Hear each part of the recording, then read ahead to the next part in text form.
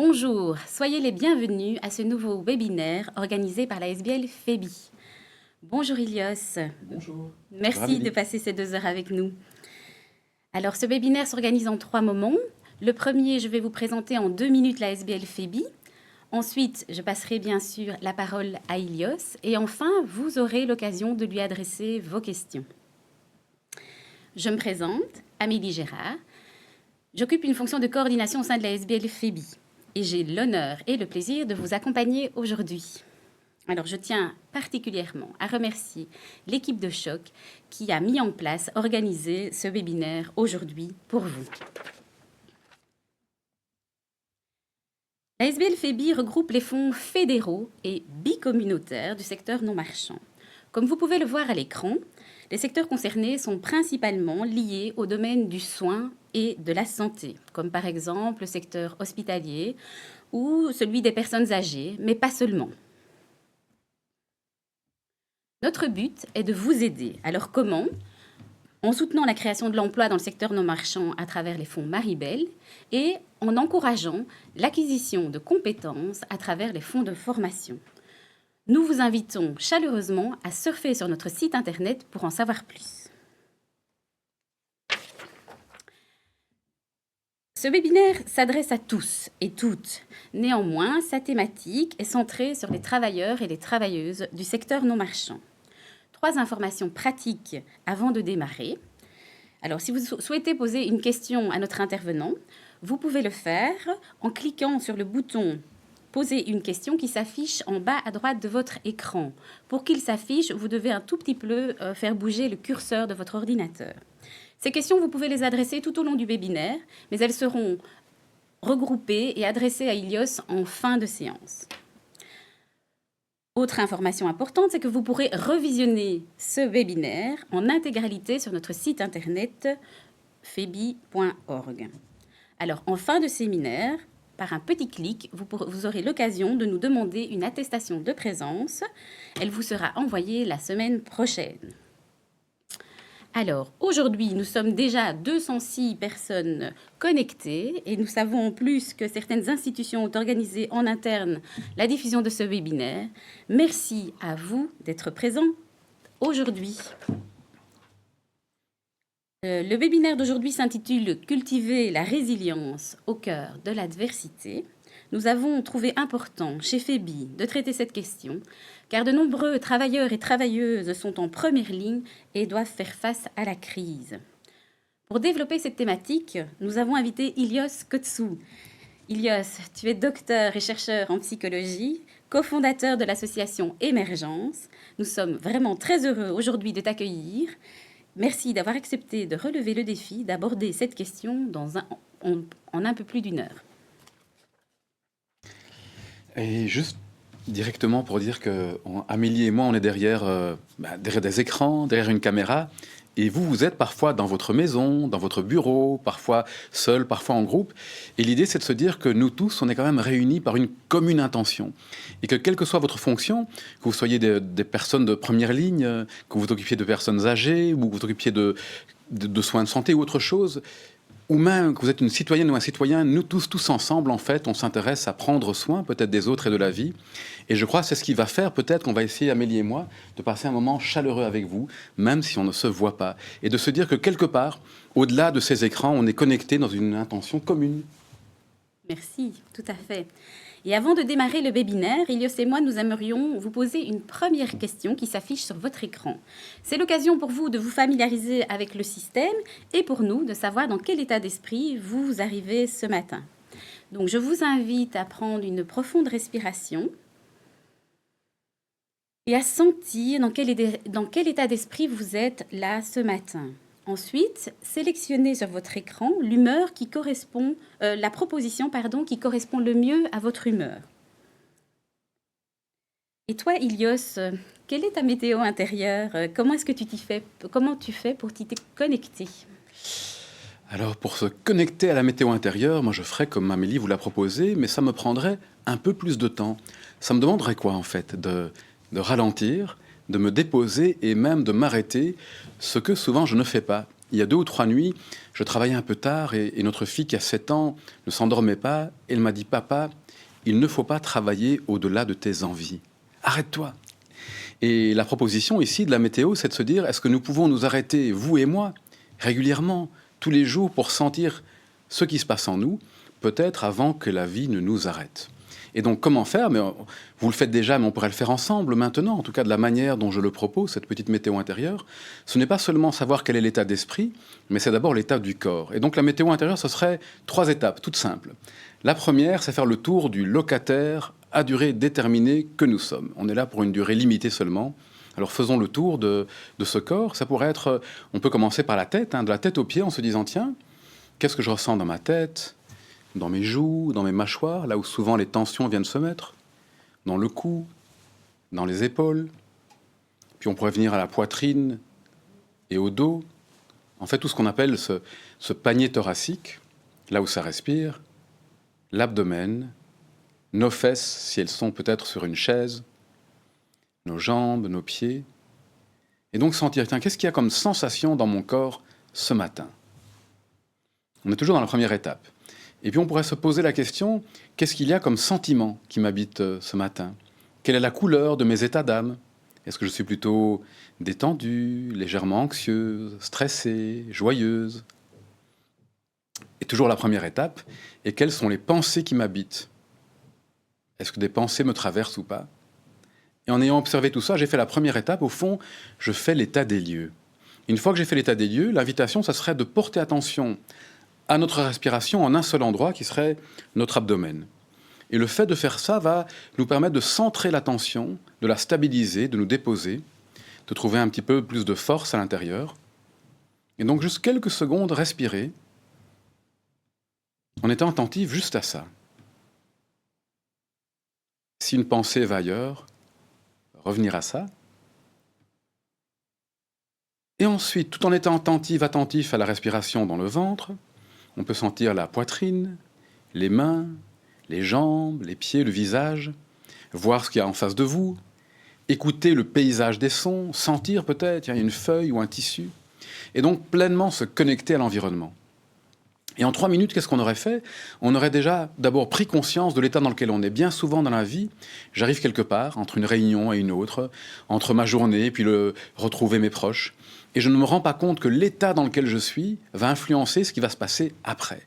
Et là, tout à coup, je peux faire un petit espace. Cette météo, je me rends compte de mon état, je stabilise mon attention, je me reconnecte et je suis à nouveau frais. C'est un peu comme une douche, en fait, une douche de l'attention. C'est comme si j'avais donné une douche à mon cerveau qui le rendait à nouveau disponible pour continuer ce qu'il y a d'important ou de précieux à continuer dans la vie. Merci. Alors nous avons les résultats. Merci pour votre participation très nombreuse d'ailleurs. Et 47% des participants d'aujourd'hui ont une météo plutôt mitigée, 31% plutôt ensoleillée, et ensuite 14% nuageux, et quelques personnes ont plutôt une émotion plutôt orageuse ou pluvieuse. Voilà, merci beaucoup. Ilios, tu viens... La question de la météo, qui est vraiment intéressante et importante. Donc on prend conscience de l'état de ce qui nous habite. Et puis la question, c'est comment je fais pour traverser ma journée le mieux possible en partant de ce qui est là. Et malgré le fait que l'environnement dans lequel on est peut être difficile, il y a la pandémie, il y a notre vie qui est peut-être difficile, et pour beaucoup d'entre nous, la vie n'est pas évidente aujourd'hui. Elle est vraiment difficile, à plein de niveaux différents, au niveau des relations, au niveau matériel parfois, au niveau de la santé. Et donc comment je fais à partir de ça pour essayer d'être le plus ouvert, la plus ouverte possible, pour que ma vie se passe pour le mieux, tout en étant réaliste, ce qui est là, mais c'est traverser au mieux ce qui se passe là. Donc, voilà ce qu'on va essayer de faire, au moins pour la matinée, Amélie et moi, avec vous. Tout à fait, merci. Ilios, tu viens de publier une œuvre intitulée Les folles histoires du sage Nasreddin avec ton compagnon de route Mathieu Ricard. Alors Nasreddin nous invite avec beaucoup d'humour et de finesse à changer de regard. Il nous pousse à la réflexion. Est-ce que tu accepterais, pour introduire la question de la résilience, de partager avec nous ce matin une de ces folles histoires? Bien sûr. Alors, cette question des histoires, pour moi, elle a toujours été importante. Et c'est vrai que depuis la nuit des temps, dans l'histoire de l'humanité, nous racontons des histoires. Nous sommes une espèce de récit, une espèce qui raconte des histoires. Et peut-être qu'un jour, il y a très longtemps, il y avait un enfant qui avait très peur dans une grotte et qu'une grand-mère était là et qui lui a raconté une histoire pour le rassurer ou pour lui permettre de mieux comprendre le monde dans lequel il vivait. Et depuis, toutes les grandes traditions de philosophie et de sagesse utilisent les histoires, les paraboles pour pouvoir transmettre des messages. Et ce qu'il y a de particulier avec Nasreddin, c'est que ce sont des histoires jamais moralisantes. Et donc, ce n'est pas une sagesse qui impose une vision, mais plutôt une sagesse qui pose des questions et qui, dans un grand rire libérateur, propose peut-être d'avoir une réponse différente qui vienne en chacun d'entre nous. Et voilà celle que je veux vous raconter pour aujourd'hui. Alors, un jour, Nasreddin se balade et il arrive dans un village. Et malheureusement, pour les gens du village, l'imam venait juste de mourir. Alors les gens le voient arriver, il est un peu connu, et on lui dit « Mais Nasreddin, s'il te plaît, accepterais-tu de prendre la parole devant l'assemblée du village qui est justement réunie aujourd'hui ?» Nasreddin vient, il accepte, alors il monte sur la chaire tout en haut, il domine l'assemblée, et il pose une question, il leur dit « Savez-vous de quoi je vais vous parler aujourd'hui ?» Évidemment, tous les gens du village disent « Non, mais non, bien sûr que non ». Nasreddin de leur dire « Quoi ? Mais si vous êtes ignorant au point de ne pas savoir ce que je vais vous dire aujourd'hui, alors je m'en vais. » Alors il s'en va, et les gens sont vraiment désolés, pendant qu'un des plus âgés du village lui court derrière pour le convaincre de venir. Il dit « S'il vous plaît, Nasreddin, soyez bon vraiment, venez. » Nasreddin revient, remonte sur la chaire, il repose la question. « Savez-vous de quoi je vais vous parler aujourd'hui ?» Et les gens du village qui ont appris disent bien sûr « Oui, oui, oui !» Et Nasreddin de leur dire « Mais si vous savez déjà de quoi je vais vous parler, pourquoi est-ce que je resterai là ?» Et il s'en va. Alors pendant que l'aîné du village lui court derrière pour lui demander de revenir et d'être bon encore une fois, il y a quelqu'un qui va coordonner et qui leur dit « Écoutez, cette fois-ci on ne peut pas rater notre coup, alors voilà ce qu'on va faire. Ici la moitié, vous allez répondre non, et l'autre moitié, vous allez répondre oui. » Nasreddin revient, monte sur la chaire, pose sa question. « Savez-vous de quoi je vais vous parler aujourd'hui ?» Et la moitié du village, oui, oui, oui. Et l'autre moitié, non, non, non. Alors Nasreddin leur dit, alors que ceux qui savent racontent à ceux qui ne savent pas. Et il s'en va définitivement. Merci beaucoup. Alors, en quoi cet enseignement de Nasreddin peut-il nous aider finalement à comprendre la réalité de la résilience, Ilios ? Alors, évidemment, je ne vais pas vous dire réellement ce que ça veut dire, puisque chacune et chacun d'entre nous peut y trouver ou ne pas y trouver quelque chose. Et en même temps, on pourrait se dire que cette histoire, elle nous dit plusieurs choses. Elle nous dit que la plupart d'entre nous, nous savons beaucoup plus que ce que nous croyons savoir. Qu'au fond, comme disait Socrate, apprendre, c'est se rappeler, et donc se rappeler de ce que l'on sait déjà.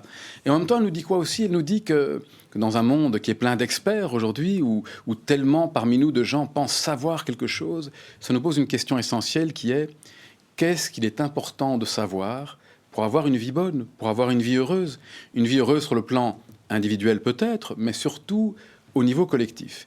Il y a tellement de connaissances utiles, mais dans toutes ces connaissances, lesquelles vont vraiment nous servir pour pouvoir mener une vie bonne.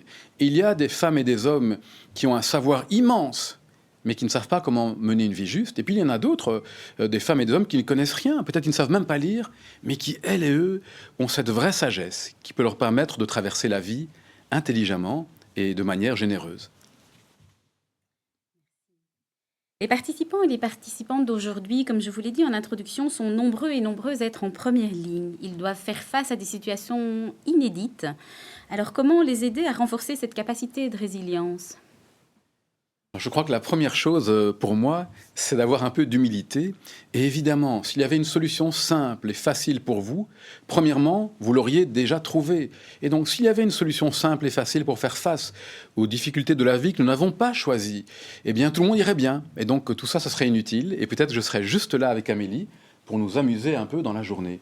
Alors, comme je viens de le dire juste avant, en revenant à Socrate, bien sûr que ce qu'on peut faire, nous tous les deux, c'est nous rappeler avec vous ce que vous savez déjà. Et donc, ce qu'on va faire aujourd'hui, c'est beaucoup moins de la grande théorie nouvelle qui servirait à rien d'ailleurs, que de passer un moment qui va réactiver au fond des connaissances qui sont déjà là entre nous. Et on peut espérer peut-être que dans le petit parcours, le chemin, le voyage qu'on fera ensemble, il y aura l'un ou l'autre élément, tout à coup comme un rayon de lumière qui vient éclairer quelque chose ou éclairer autre chose. Et parfois, le fait de réentendre par une autre bouche, par une autre voix, ce que l'on sait déjà, peut nous aider, a cette faculté de nous aider. Merci. Alors, nous vous proposons de participer à un second sondage. Donc, Ilios et moi, nous vous proposons la question suivante. Quel sens mettez-vous derrière ce mot résilience? Quelle est votre image de la résilience? Alors, il y a 3 propositions ci-dessous. Laquelle correspond le mieux? Alors, vous en avez peut-être une autre, mais on ne savait pas mettre beaucoup de choix. Mais donc, laquelle correspondrait le mieux, spontanément, à l'image que vous vous faites de la résilience? Alors, 3 images vous sont proposées aujourd'hui. Un métal déformé qui reprend sa forme initiale, proposition 1. Deuxième proposition, une forêt qui repousse après un incendie, mais différemment. Et enfin, une fleur qui arrive à pousser au milieu d'une dalle de béton. Donc, cliquez sur votre choix et ensuite sur le bouton « Soumettre ». Ilios, quelle est ton image? Quelle image associes-tu à la capacité de résilience? Alors, en attendant que nos amis et amis répondent, juste un tout petit rappel historique. En 1971, dans un article de Werner et ses collègues, il y a une étude qui est rapportée et qui parle d'enfants dans une île à Hawaï. Et c'est une étude très intéressante. Pourquoi? Parce qu'elle va s'intéresser à des enfants qui vivent des conditions de vie, sont très, très désavantagées au niveau social. Et donc, on peut considérer que leurs conditions de vie sont traumatisantes. Et malgré le fait que ces enfants vivent des conditions qui devraient provoquer des traumatismes, on se rend compte qu'un tiers d'entre eux, en fait, à une vie, se sont adaptés tout à fait naturellement et ont une vie qui fonctionne bien. Et de cette étude vont après se passer 40 années de recherche et d'études différentes sur un domaine qu'on va appeler la résilience, avec des chercheurs bien sûr, mais aussi de grandes personnalités comme celle que nous tous on connaît, qu'est Boris Cyrulnik. Et donc va s'intéresser à cette question de savoir, tiens, mais au fond, malgré l'environnement, malgré des conditions adverses, est-il possible encore de, pourquoi pas, vivre de manière satisfaisante et même s'épanouir? A-t-on déjà les résultats de Tout à fait. Eh bien, la majorité des participants aujourd'hui, donc 70%, ont choisi l'option 2, donc une forêt qui repousse après un incendie, mais différemment. Alors, j'aime beaucoup votre choix et je choisirais le même. Et pourquoi? Parce que si on prend l'image de la plante qui traverse le béton ou du métal qui se déforme, c'est un peu une image trop mécaniste, même celle de la plante. En fait, celle de la plante, c'est un peu la super-héroïne, en fait. Le super-héros, c'est le béton, et moi, toute seule, j'éclate le béton et je pousse. Le métal, c'est très, très mécaniste. Le métal est déformé, tout à coup, il retrouve sa forme. Et ce n'est pas tellement réaliste. Alors que l'image de la forêt qui repousse, elle parle beaucoup plus de ce que nous vivons. Nous, les femmes et les hommes, nous sommes des animaux sociaux, et lorsque notre vie est dévastée, est détruite, tout comme la forêt repousse, mais elle n'est pas identique à celle qu'il y avait avant. Parfois, la forêt est plus riche, ou pas. Parfois, la forêt est encore davantage vivante, ou pas, mais en tout cas, elle va être différente. Et puis, cette image de la forêt, elle nous dit quoi? Elle nous dit que nous ne sommes jamais seuls. Nous ne sommes pas une île et que par les racines de ces arbres, il y a cette fabuleuse sécurité sociale de la nature qui fait que l'on partage par cet extraordinaire réseau souterrain les ressources. Et plus les conditions de vie sont difficiles, par exemple dans les arbres qui sont dans la haute montagne, plus il y a ce partage. Et donc, contrairement à l'image que l'on a d'une nature assez agressive, presque violente, où ce serait la lutte des plus forts contre les autres, on a maintenant tellement de recherches et d'études qui nous montrent quoi? Qu'il y a beaucoup, beaucoup d'entraide dans la nature. Et donc, les arbres les plus forts aident les plus fragiles, et ainsi de suite. Pour ce thème-là, lire le très, très beau livre de nos amis Gauthier Chapelle et Pablo Servigne, L'entraide, l'autre loi de la jungle. Et donc voilà une très belle image, je pense, qui nous dit que les traumatismes, nous pouvons peut-être non seulement y survivre, mais en faire quelque chose, mais nous serons différentes et différents.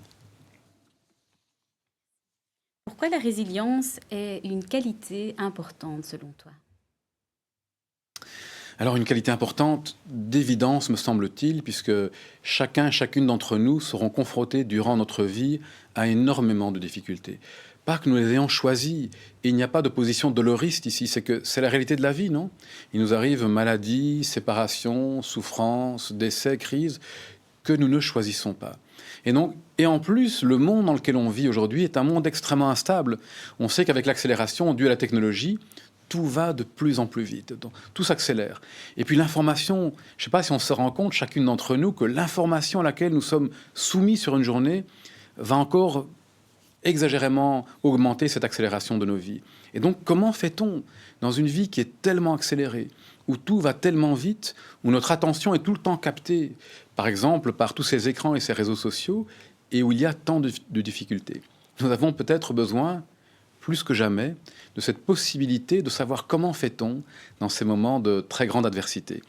J'avais noté une citation de Christian Bobin, que j'aime vraiment beaucoup, et qui dit « Quelle que soit la personne que tu regardes, sache qu'elle a déjà plusieurs fois traversé l'enfer. » Et donc vous, moi, nous tous, n'avons-nous pas déjà traversé plusieurs fois l'enfer? Et pourtant, nous sommes là.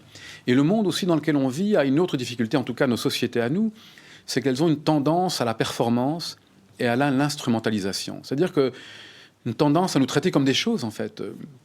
Nous, les femmes, les hommes, nous devenons des ressources humaines, dans les hôpitaux, dans les maisons de repos. Et donc, des ressources, peut-être qu'on les exploite gentiment, mais malgré tout, nous sommes dépossédés d'une certaine manière de notre humanité. Et il n'y a rien de plus terrible que d'être traité comme une chose. Ça me fait penser au Petit Prince, en fait, à la planète du businessman. Notre monde est devenu un énorme business. Et à ce businessman qui, les étoiles, il les compte. Et le Petit Prince lui demande « Mais qu'est-ce que tu fais ?» Et il dit « Mais les étoiles, je les possède. » Mais pourquoi ? Mais je les compte et je les gère. Et dans un monde qui compte et qui gère les humains, plutôt que d'installer un environnement dans lequel ils peuvent s'épanouir, évidemment, nous avons besoin, plus que jamais, de personnes comme vous, de personnes qui participent au bien commun et qui vont faire peut-être le contrepoids à cette tendance à l'instrumentalisation pour amener une humanité véritable. Merci. Alors, on aimerait à nouveau, Ilios et moi, vous adresser une question. C'est la question numéro 3, alors, qui va s'afficher maintenant de nouveau sur votre écran. Pouvez-vous, selon vous, la résilience dépendrait de quoi? Est-ce qu'elle dépendrait de votre caractère, première option, de votre environnement, seconde, de vos attitudes, ou, dernière option, un mélange des trois? Et donc, je vous invite à choisir ce qui vous paraît le plus juste, et ensuite à cliquer sur le bouton « Soumettre ». En attendant les résultats, Ilios, à travers cette question, tu nous invites à prendre conscience que différents, finalement, éléments influencent notre capacité de résilience. Est-ce que tu pourrais nous en dire un peu plus ?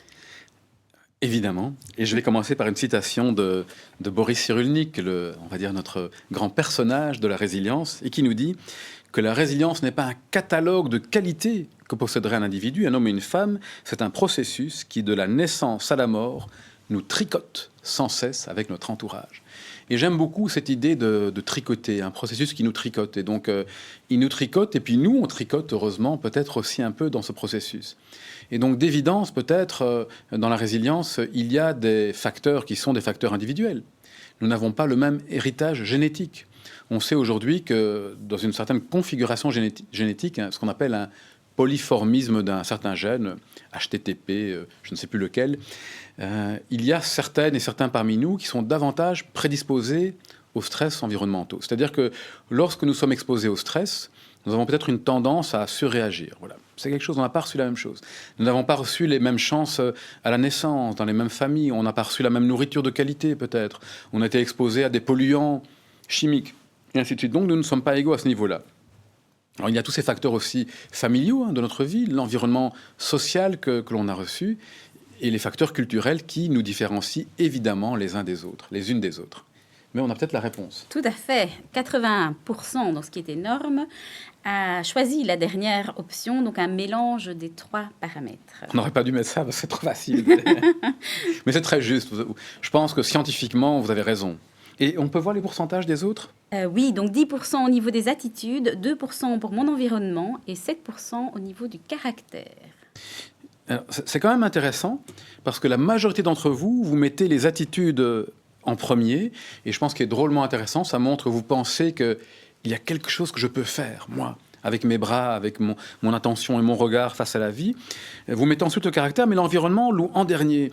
Et pourtant, l'environnement est extrêmement important, puisque ça se construit d'abord par l'environnement. C'est d'abord l'environnement qui nous construit. Nous ne sommes pas séparés de l'environnement, bien évidemment. Alors, ce que l'on sait aujourd'hui, c'est que dans ces différents processus qui vont agir et nous agir, il y a d'abord, peut-être pas le plus important, mais il y a l'environnement, bien sûr, dans lequel on se trouve. Il y a le capital social. On sait que les relations sociales sont le premier prédicteur du bonheur et de la longévité. Et donc ça, c'est quelque chose pour lequel on peut faire quelque chose, mais c'est aussi quelque chose qu'on reçoit. Ça ne dépend pas complètement de nous. Et alors, à côté de cet environnement et du capital social, il y a nos compétences. Il y a nos compétences relationnelles, qui vont favoriser des liens plus forts avec les personnes autour de nous. Il y a nos compétences cognitives, notre capacité à nous projeter dans le futur, à structurer notre vie, à avoir un regard positif sur nous-mêmes, bien sûr. Et puis, il y a le dernier élément, qui est un peu l'élément oublié. Alors, mes collègues, j'ai des collègues géniaux qui travaillent là-dessus, Christophe Leys à l'ULB, avec Pierre Faution et Eddy Rollin, qui ont écrit d'ailleurs un article qui est une revue de littérature sur la résilience, et nous disent ce qui manque en fait dans la littérature, c'est tout l'aspect qui a trait à nos sentiments, à nos émotions. Il y a là un énorme potentiel peut-être sur lequel nous pouvons travailler et qui explique potentiellement une partie de nos capacités à rebondir face aux adversités de la vie. Bien. Alors nous passons maintenant encore à une question pour vous, chers participants. Alors, à propos de vous-même, est-ce que vous diriez plutôt que, option 1, vous avez eu une vie facile, option 2, que vous avez vécu un certain nombre de difficultés mais que vous avez pu les traverser, option 3, que vous avez eu une vie trop difficile? De nouveau, je vous invite à cliquer et ensuite à appuyer sur le bouton soumettre. C'est ce que nous sommes égaux face aux difficultés de la vie?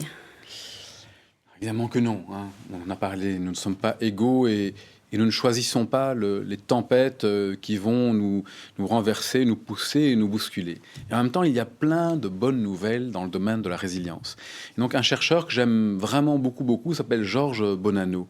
Et Georges Bonanno s'est intéressé souvent aux grandes questions, en se disant, tiens, on dit qu'il y a tellement de personnes traumatisées, puisque la majorité d'entre nous sommes confrontés durant la vie à des événements traumatisants. Et donc il s'est dit, mais comment est-ce que ces gens récupèrent-ils? Il s'est rendu compte de quoi? Il s'est rendu compte que la majorité d'entre nous, alors que nous avons traversé des événements traumatisants, nous nous remettons naturellement. Entre 60 et 80% des femmes et des hommes qui sont confrontés à des événements réellement traumatisants se remettent naturellement. Et puis il y a toute une grande partie d'entre nous qui vont se remettre avec un certain délai, peut-être de 6 mois, 2 ans. Et alors évidemment, il y a une toute petite partie de personnes qui va rester affectée durablement par ces grands accidents de la vie. Mais donc la bonne nouvelle, c'est qu'en nous, ce potentiel est déjà là, et que sans avoir besoin de faire quelque chose de particulier, ces ressources vont s'activer, nous transformer peut-être, mais on va retrouver une très belle qualité de vie. Et puis, par rapport à la question, mais peut-être d'abord les résultats de nos amis et amies, et puis je reviendrai à autre chose. Oui, et j'aimerais, avant de voir les résultats, te poser une question. C'est, est-ce que le facteur âge a également une influence sur cet élément? Alors c'est difficile pour moi parce qu'évidemment, je n'aime pas donner de réponse sans voir la littérature scientifique. Et là, je ne la connais pas pour ça. Mais ce qu'on peut dire sur l'âge, et on le sait, c'est qu'avec l'âge, en moyenne, les choses vont mieux. Quelle bonne nouvelle, non? Et que dans toutes les cultures traditionnelles qui donnaient une place à nos aînés, ce qui est un petit peu peut-être un problème chez nous, et on le voit lors de la dernière situation de pandémie, comment traite-t-on nos aînés? Est-ce qu'on pense qu'ils ont les moyens de réfléchir? Il y a de quoi se poser des questions. Et donc nos aînés, dans beaucoup de cultures traditionnelles, avaient une place importante. Et ce n'est pas pour rien, puisque l'on sait que nos compétences dites d'intelligence émotionnelle, on parlera d'émotion tout à l'heure, se développent en moyenne avec l'âge. Et donc, avec les années, nous avons tendance à moins faire attention à ce qu'il y a d'accessoires, d'inutiles, et d'être davantage centrés sur l'essentiel, à plus retenir les événements importants de l'existence, les émotions positives. Et donc oui, on pourrait dire que dans ce sens, avec l'âge, notre capacité peut-être de traverser, de faire attention à l'essentiel, va se développer. Merci. Alors, au niveau des résultats, 81% des 350 participants aujourd'hui ont opté pour la deuxième option. J'ai vécu un certain nombre de difficultés que j'ai pu traverser. 13% estiment avoir eu une vie facile et 6% estiment avoir eu une vie trop difficile. Donc alors, évidemment ici, ce n'est pas scientifique ce que l'on fait, c'est vraiment pour permettre d'illustrer et de rendre peut-être un peu plus vivant entre vous et nous cette matinée sur la résilience. Alors, elle fait écho à une étude de Siri et ses collègues très intéressante sur plus de 2000 personnes. En interrogeant ces personnes, on leur a demandé un peu les mêmes questions. Est-ce que vous avez... Alors, c'est pas la vie facile, mais pas de difficultés dans votre existence marquantes. Ou alors un certain nombre qu'on aurait pu traverser, ou alors trop de difficultés, en fait, si on a été cassé par la vie. Et l'article scientifique, le titre était, cette citation qu'on attribue à Nietzsche, « Ce qui ne nous tue pas nous rend plus forts ». Et pourquoi ? Parce que l'étude scientifique avait remarqué quoi ? Que les personnes qui disaient avoir vécu trop de difficultés, en fait, cassées par la vie, avaient un niveau, c'est celles qui avaient un niveau de déprime, de dépression assez haut et un niveau de bien-être assez faible. Mais au grand étonnement des chercheurs, les personnes qui n'avaient rien vécu dans l'existence, qui le disaient, avaient le même niveau de déprime et le même pauvre bas niveau de bien-être. Et les personnes qui allaient le mieux étaient celles qui avaient vécu un certain nombre de difficultés qu'apparemment elles avaient pu traverser. Et donc, voilà, c'est peut-être ces difficultés-là avaient construit quelque chose qui leur avait permis d'avoir un regard différent sur l'existence. Tu réponds principalement déjà à la question suivante. Peut-être veux-tu encore ajouter un élément complémentaire. C'est est-ce que le fait de rencontrer justement des difficultés vient renforcer cette capacité de résilience ? Tu viens déjà de donner quelques éléments. Oui. Alors évidemment, comme toujours, j'allais dire la vraie réponse, ça serait de dire ça dépend. Ça dépend de vous, de votre passé, du contexte. Et on pourrait dire qu'il y a deux grands phénomènes qui se passent par rapport au traumatisme. Il y en a un qui s'appelle l'immunisation, un peu comme dans un vaccin, facile à comprendre. Hein. Les difficultés de la vie nous immunisent, en fait. Elles vont comme nous permettre de potentialiser toutes ces ressources en nous, notamment le fait de changer de regard. Je crois qu'il y a tellement de personnes parmi vous, je crois, et dans notre entourage, qui nous ont montré ça, le fait de vivre de grandes difficultés, changent leur manière de voir la vie. Et cette nouvelle manière de voir l'existence les rend plus ouverts, plus heureux, davantage de gratitude, et ainsi de suite. Et donc, voilà. Et en même temps, n'oublions pas qu'il y a aussi un phénomène de sensibilisation. Lorsque nous sommes confrontés à encore et encore des difficultés, parfois des choses de nos parents. Mes collègues ont aussi fait une étude qui montre que les enfants, des enfants juifs qui ont dû être cachés pendant cette terrible période de la Deuxième Guerre mondiale, souffrent de conséquences par la suite de cette terrible situation qui est arrivée dans leur famille. Donc, il y a vraiment les deux. Il y a en même temps l'immunisation, qui est une bonne nouvelle, il y a la sensibilisation. Et donc, l'idée, c'est qu'est-ce qu'on fait de tout ça ? Où se situe, au fond, notre part de liberté ? Et je crois que c'est Boris Cyrulnik qui disait, notre part de liberté, elle se situe dans la capacité que nous pouvons avoir à agir sur l'environnement qui agit sur nous. Et cette capacité passe aussi, donc cet environnement, il n'est pas seulement externe, il y a aussi tout l'écosystème intérieur. Donc il y a l'écosystème extérieur, on le connaît, mais il y a l'écosystème de nos états d'âme et donc de nos émotions. Et la question c'est, y a-t-il quelque chose qu'on pourrait comprendre, apprendre par rapport à ce grand écosystème émotionnel pour pouvoir justement davantage stimuler peut-être ou alors nous reconnecter à ces capacités de résilience. Qu'en est-il de nos émotions par rapport à la résilience ?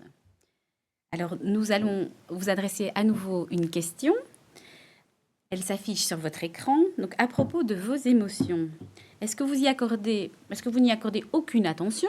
Est-ce qu'au contraire, elles vous emportent souvent ? Ou, troisième possibilité, est-ce que vous avez appris à vivre avec elles ?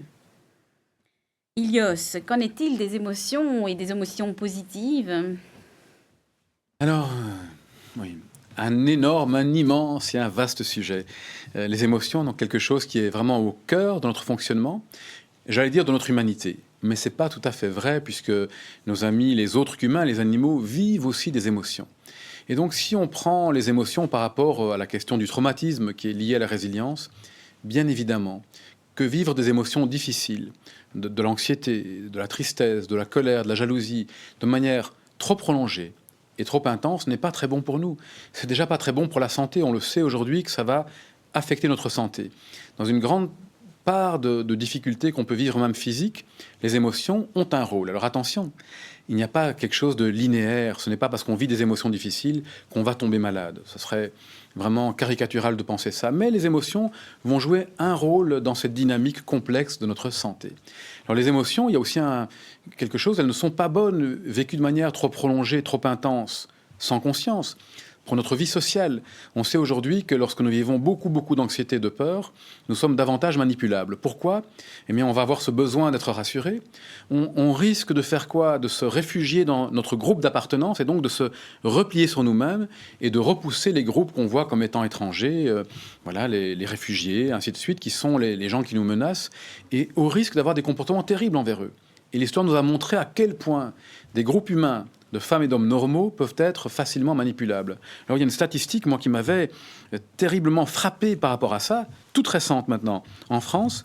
Alors, incroyable, hein, allez voir sur Internet Le Point, donc c'est pas quelque chose, apparemment, c'est comme une source fiable d'information qui dit que 50% des Français acquiesceraient à l'arrivée au pouvoir, même temporaire, d'un militaire en cas de nouveaux attentats. Vous imaginez ?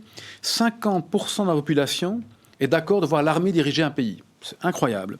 Et en octobre, presque le même nombre, 41% des Français étaient favorables à, je cite, un pouvoir politique autoritaire. Alors voilà l'effet de la peur sur nos sociétés. Ça fait qu'une énorme partie de la population est prête à un pouvoir autoritaire parce que nous avons besoin d'être rassurés.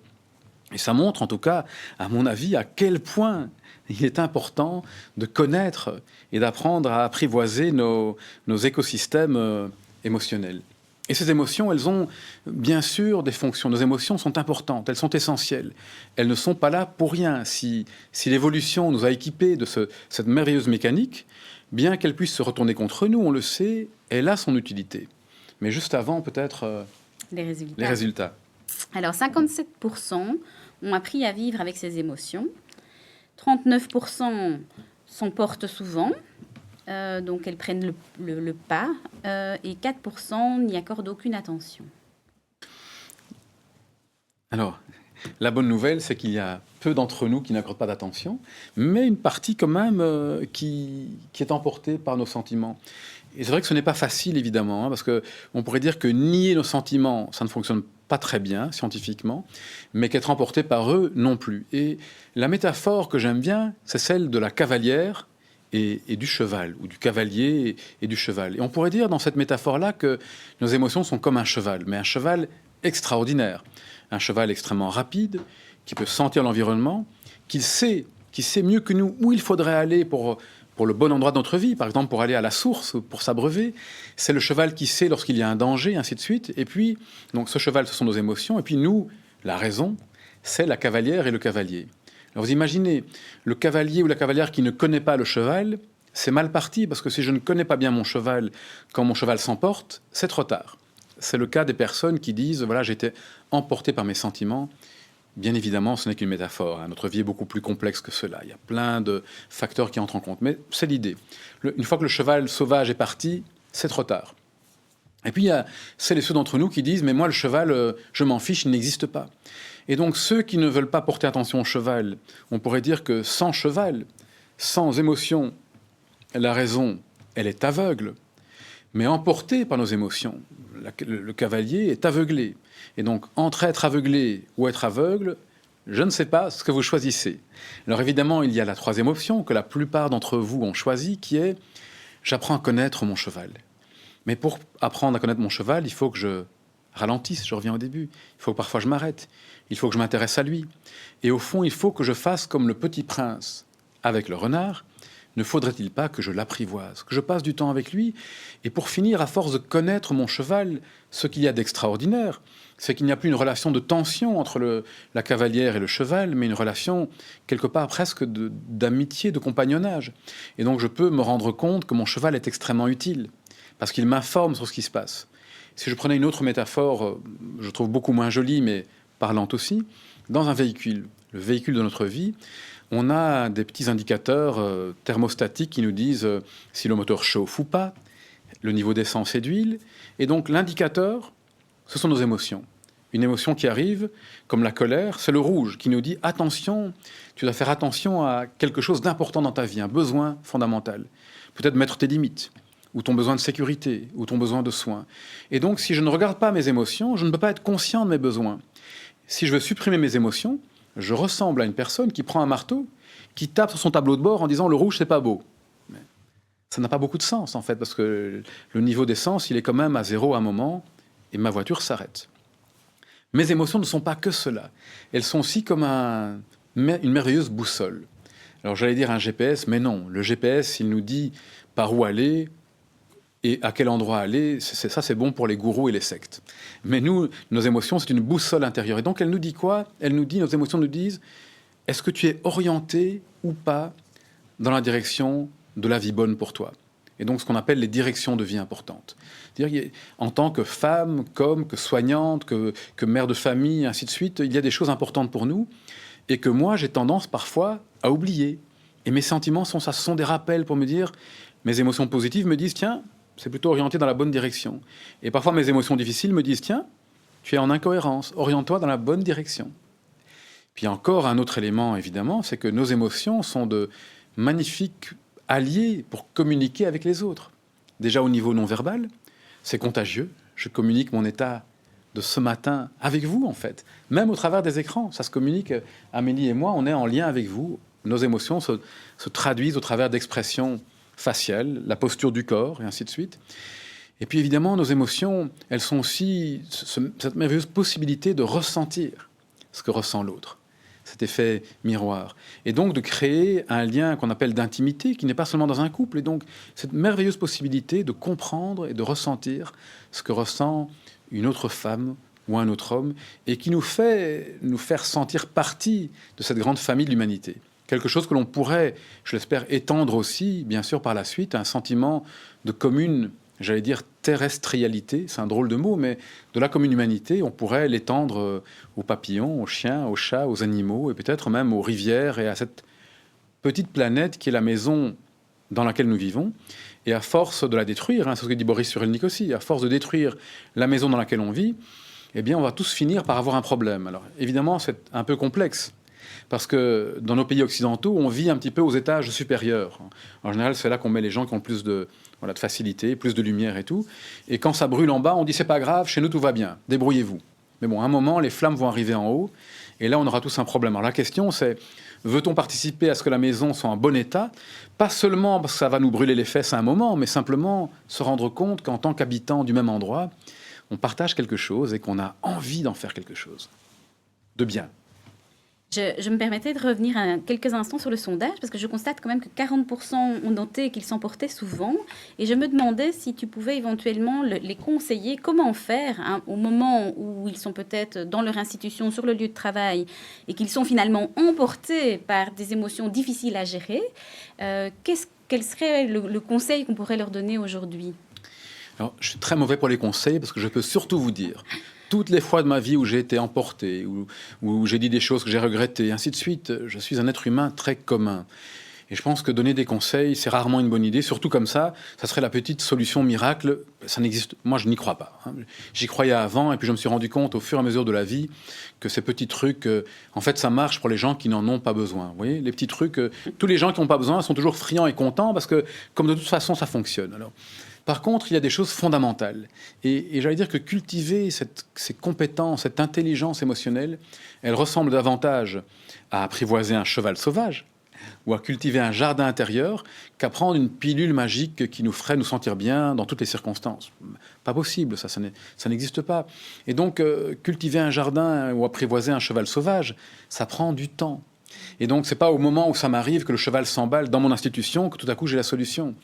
J'ai l'impression que si l'émotion qui me prend est la colère, par exemple, la solution, c'est de mettre la tête en dessous de l'eau froide. C'est donner un bon bain à mon cheval pour le calmer tout de suite.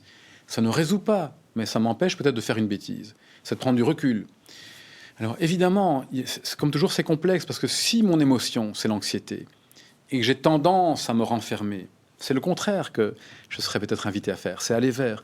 Et donc l'invitation que je nous ferais à nous, à moi en premier, c'est prendre le temps de connaître, d'apprivoiser, et de regarder, mais de le faire comment? Dans les moments où ce n'est pas trop difficile, et donc pas au moment des tempêtes. Donc apprendre à nager dans un océan démonté, très peu pour moi, et pas un bon conseil à vous donner. Par contre, apprendre à nager quand tout va bien, c'est une bonne idée. Mais malheureusement, les humaines et les humains normaux, comme moi, qu'est-ce qu'ils font? Quand tout va bien, ou plus ou moins bien, pris par les habitudes, on se dit, mais pourquoi ferais-je quelque chose? Je n'en ai pas besoin. Et surtout, je n'en ai pas le temps. Donc, mon jardin intérieur, je ne le connais pas, je ne sais même pas où il est, j'en ai pas le temps. Et puis le jour où ça va mal, alors là, tout de suite, on veut y aller. Mais ça ne fonctionne pas comme ça. Donc, l'invitation, prenez le temps, connaître ses émotions, les apprivoiser, et découvrir en fait par la suite, en allant souvent dans le jardin intérieur, cultiver, en apprivoisant le cheval régulièrement, qu'une bonne relation à nos émotions, c'est une relation que je vais appeler de flexibilité, et donc pas d'extrémisme. Alors bien évidemment que savoir exprimer nos sentiments est une chose utile, pouvoir mettre des mots, pouvoir dire tiens, je suis plutôt tendu, triste, alors que souvent on ne sait pas exactement ce qui nous habite. Les enfants le savent facilement. Nous, les grandes personnes, on l'a oublié de faire ce lien très clair entre ce qui nous habite. C'est utile. Et en même temps, des études ont montré, et toujours celle de Bonanno, qu'exprimer tout ce qui nous traverse n'importe quand, n'importe comment, c'est pas ça qui est utile. Et donc, dans une étude très intéressante, il a pu montrer que les personnes qui s'adaptent le mieux sont celles qui sont capables d'exprimer des sentiments, mais aussi parfois de pouvoir ne pas le faire. Et donc, pourquoi ça nous donne une plus grande flexibilité de pouvoir nous adapter à une vie toujours changeante. Mais pour pouvoir faire cela, parfois exprimer, parfois pas, connaître ce qui est important pour nous, parfois agir, parfois pas, ça nous demande évidemment de connaître vraiment le terreau de cette vie intérieure, et donc de pouvoir prendre le temps de le faire. Et à nouveau, c'est cette même question, moi je crois, dans ma vie en tout cas, hein, parce que ça me rappelle à moi que je suis souvent je ne le fais pas, donc c'est un rappel quotidien entre l'urgent et l'important. Notre vie est tellement pleine d'urgences. Et parfois, certaines urgences peuvent être importantes, c'est vrai. Mais après, il y a l'important, le fondamental au fond. Le fondamental, le long terme, hein, pour ne pas faire comme avec notre santé. La santé, et ici dans le cas du coronavirus, c'est un petit peu différent, mais en dehors des cas de maladies qu'on attrape comme ça, pour la plupart d'entre nous, la santé est pourtant importante. Mais qui fait vraiment ce que nous disent toutes les prescriptions? Qui le fait vraiment? Qui nous disent, voilà, quand on regarde les prescriptions anti-cancer dans la revue de littérature, la base est très simple. Je n'ai pas dit facile, elle est très simple. Elle nous dit, il nous faudrait faire de l'exercice une demi-heure, 5 fois par semaine. Elle nous dit, ça serait très bien de manger certaines choses, beaucoup moins les manger, une nourriture saine, de bien dormir, et puis de faire quelque chose pour notre stress, par exemple, pratiquer un peu de méditation, et ainsi de suite. Mais lesquels d'entre nous le font vraiment? Et puis nous attendons bien souvent, et moi je me mets là en premier, d'avoir une alerte pour nous mettre peut-être en route. Et cette question, c'est ça qui devrait, peut-être, pourrait nous interpeller. Quel temps est-ce que je consacre à l'essentiel? Quel temps, tranquillement, est-ce que je consacre à l'important? Vous, sûrement plus que moi. Merci. Pratiquement, Ilios, est-ce que tu aurais un exercice à proposer ou à suggérer aux participants aujourd'hui? Alors, avant l'exercice, Oui. si tu es d'accord, je dirais, tiens, et si nous allions faire un petit tour dans la question des émotions qu'on appelle positives? Parce que là, dans tous les exemples que j'ai donnés, c'était surtout de la colère, de la peur, de l'anxiété, des émotions fondamentalement utiles. Sans cette émotion de contrariété, on ne pourrait pas savoir ce qui est bon ou mauvais pour nous, nos limites. Sans peur, nous ne pourrions pas nous protéger des dangers. Et donc, il est extrêmement nécessaire, en fait, indispensable, d'avoir cette qualité de ressenti, voilà, pour guider notre vie. On ne peut pas faire sans. Sinon, on serait comme un bateau perdu sans cap dans l'océan et sans boussole. On en a besoin. On a besoin de pouvoir les connaître. Mais après, il y a toutes ces émotions qu'on appelle positives. La joie, le contentement, la gaieté, l'enthousiasme, la fierté, la gratitude, et ainsi de suite. L'amour, bien sûr. Quelle est leur place dans la résilience, ces émotions positives? Alors à nouveau, j'allais vous ramener à quelques études scientifiques. Si j'en dis trop, Amélie pourra m'arrêter, hein, si j'ai trop d'études là-dedans. Et encore à notre ami Georges Bonanno, que j'aime beaucoup. Et une étude incroyable, à l'époque, quand je l'avais lue, elle était vraiment très frappante. Et elle s'intéressait à quoi? À des personnes veuves, en moyenne depuis 6 mois. Et on analysait, on étudiait ces veuves. On s'est rendu compte de quoi? On s'est rendu compte que les veuves qui pouvaient sourire en évoquant le souvenir de leur conjoint étaient celles qui étaient les mieux remises 2 ans après. Et donc ça m'a beaucoup, beaucoup touché, cette étude-là. Pourquoi? Parce qu'ici, l'idée n'est pas évidemment que ces veuves, ce n'étaient pas des veuves noires joyeuses ou des hommes qui étaient contents d'être débarrassés de quelqu'un, non. Des personnes qui étaient tristes de cette perte. Mais en même temps, en réévoquant le souvenir du conjoint, elles pouvaient s'orienter vers le bon, en fait, qu'elles avaient vécu, vers ce qu'elles avaient reçu, vers ce qu'elles avaient partagé, vers tout ce qui avait enrichi leur existence. Et donc, au cœur de la tourmente, tourner le regard vers le positif permettait à ces personnes d'être, en tout cas, excusez-moi, quand je dis permettait, c'est comme s'il y avait une causalité directe. On ne le sait pas, mais en tout cas, ça suggère l'étude que cette capacité fait qu'elle était mieux remise 2 ans après. Et donc voilà quelle merveilleuse invitation à nous dire de changer de regard lorsque c'est difficile. Non pas dans une forme naïve et j'allais dire niaise de penser toute rose, on dit tout va bien, tout va bien, tout va bien. Non, quand ça va mal, ça va mal. Il y a des faits dans la vie, de dire il ne pleut pas alors qu'il pleut, ça ne change rien, il pleut quand même. Donc voilà, il faut regarder la pluie. Mais après, qu'est-ce que je vais regarder? Dans cette situation où il y a de l'orage, qu'est-ce qui va encore bien? Qu'est-ce qui a pu me transformer? Qu'est-ce que je peux apporter comme contribution? Qu'est-ce qui m'a enrichi? Donc ces questions-là vont me permettre de toucher ce potentiel présent en moi. Première étude. Alors ce qu'il y avait d'intéressant, c'est que l'effet protecteur de la capacité à sourire, et ça c'est vraiment important, n'existait que si le sourire était authentique. Et pourquoi je dis ça important? Parce qu'on ne parle pas ici de personnes qui simulaient. Je fais semblant que tout va bien. Le sourire de façade qui fait que j'ai pas envie de montrer mes sentiments et que je fais semblant d'aller bien. Voilà, ça montre, c'est pas le sourire de façade qui fonctionne. C'est vraiment ce sourire qu'on appelle de Duchesne. Pourquoi? Parce que lorsque je souris vraiment, qu'est-ce qui va sourire? Tout le corps et particulièrement un endroit aussi. Qu'est-ce qui sourit lorsque je souris vraiment? Où est-ce que ça peut se voir? Se voir le visage, certainement. Oui, mais où dans le visage? Les yeux. Dans les yeux. On a ici des muscles qui vont se contracter de manière involontaire et qu'on ne peut pas contrôler volontairement. Et donc, quand on fait un sourire Colgate de façade, eh bien, ça ne sourit pas vraiment ici. Et alors, c'est très juste, il y a tout le corps. C'est plus large que ça, mais il y a aussi ces muscles-là. Et donc, c'est comme ça que dans les recherches scientifiques, on s'intéresse au vrai sourire ou au mensonge, d'ailleurs. C'est en étudiant ces muscles du visage et autour des yeux.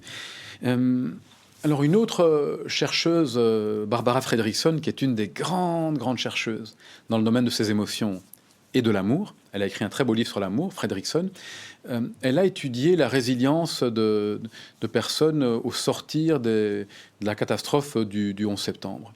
Et elle s'est rendue compte de quoi? En fait, au fond de la même chose quelque part, c'est que les personnes qui, au sortir de cette tragédie, pouvaient partager et vivre des émotions positives, comme la gratitude, et comme l'amour, alors qu'il y avait énormément de peur, de colère et ainsi de suite, étaient aussi celles qui étaient les mieux remises après. Et donc, quelle belle invitation à nouveau à nous dire, pas seulement au niveau de l'attention, mais aussi au niveau de nos émotions, comment est-ce qu'on va cultiver ce terreau de ce que l'on veut voir fleurir demain? Comment est-ce que je cultive aujourd'hui les pleurs, j'allais dire les pleurs, c'est intéressant, hein?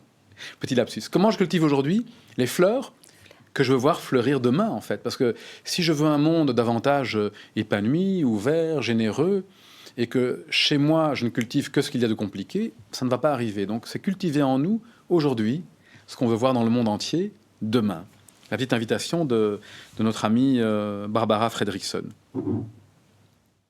Katia, une des participantes, aurait aimé, avant qu'on passe à la suite, avoir un petit complément d'information sur un concept que tu as utilisé tout à l'heure. Tu parlais tout à l'heure de la capacité à avoir une vie bonne et elle souhaiterait en savoir plus. Qu'est-ce que tu entends par là? Oui.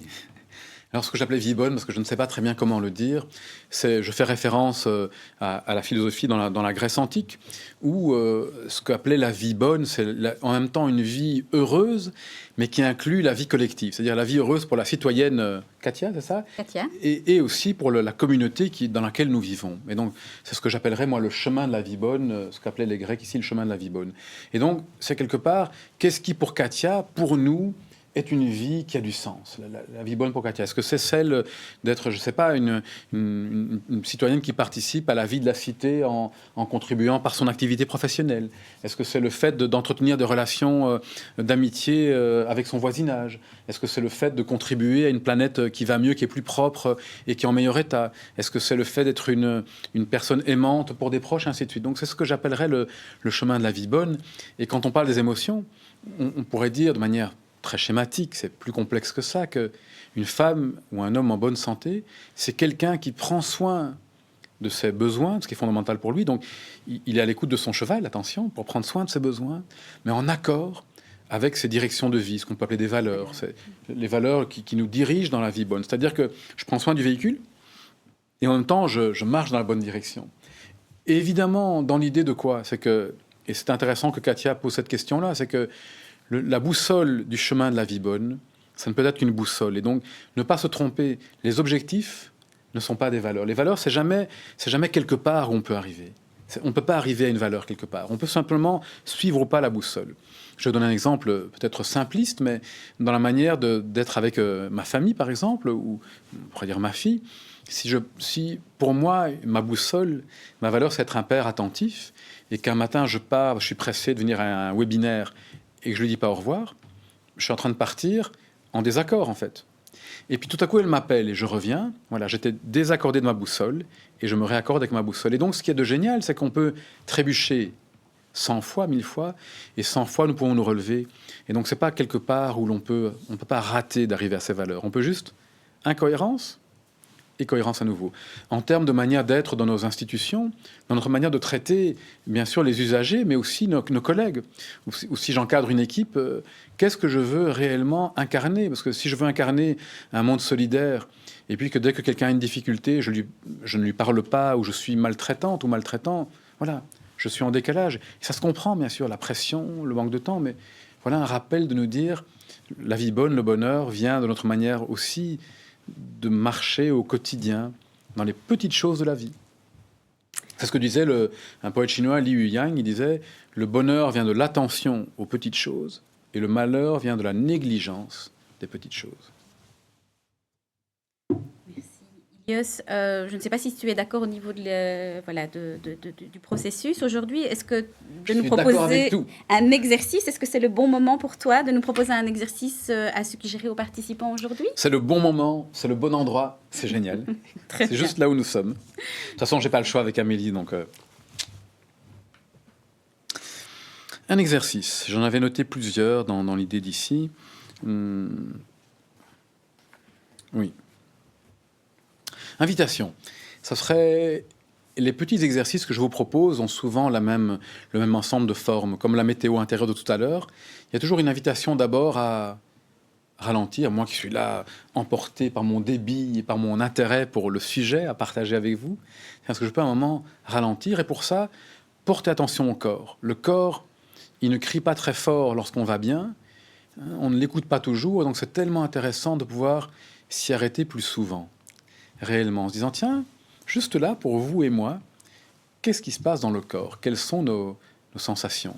On pourrait sentir les mains, c'est quelque chose de très sensible, le contact des mains sur un tissu, sur nos habits par exemple, la température dans nos mains. Sentir nos pieds, le contact du sol ou d'autres choses, des chaussures. Et donc ça nous ramène ici. Et on pourrait ensuite porter attention à l'extraordinaire baromètre de nos états d'âme, qu'est la respiration. Donc venir à la respiration, et pas tellement penser, mais sentir la respiration. Est-ce qu'on peut la sentir ici, au niveau des narines? Est-ce qu'on peut la sentir au niveau de la poitrine peut-être? Peut-être l'expansion de la poitrine lorsque j'inspire, au niveau de l'abdomen. Et dès qu'une émotion apparaît ou que nos états d'âme changent, la respiration s'en trouve changée. Donc quel bel indicateur. Venir à la respiration. Alors s'il y a un paysage sonore là où vous êtes, pour ceux qui ont la chance d'avoir des oiseaux, ou le bruit de la ville, écoutez le paysage des sons. Donc on est vraiment là avec le corps, la respiration, le paysage des sons. Et donc l'invitation, c'est de nous poser, en fait, de nous déposer ici. Et peut-être pendant ce temps, votre tête vous raconte plein d'histoires. Mais bon, quand ça va finir? Est-ce qu'on... C'est très bien, mais on n'a pas encore venu au cœur du sujet. Ou qu'est-ce qu'il nous raconte? Peut-être moi qui me raconte ça. Et laisser la tête raconter ce qu'elle veut. Revenir au corps. La respiration, les sensations, les sons.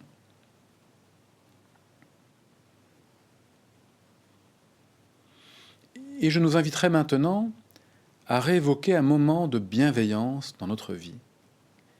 Alors, ça peut être un moment où nous avons, reçu un acte de bienveillance, on a été le récipiendaire de la bienveillance. Ça peut être un moment où nous avons été l'auteur d'un acte de bienveillance, même tout petit. Ou ça peut être un moment où nous avons été témoins d'une scène de bienveillance.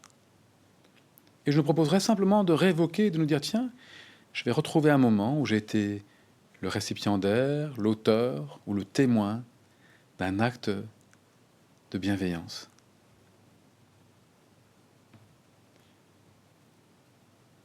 Et simplement en étant attentif à cette situation, laisser réévoquer, être attentif à la respiration.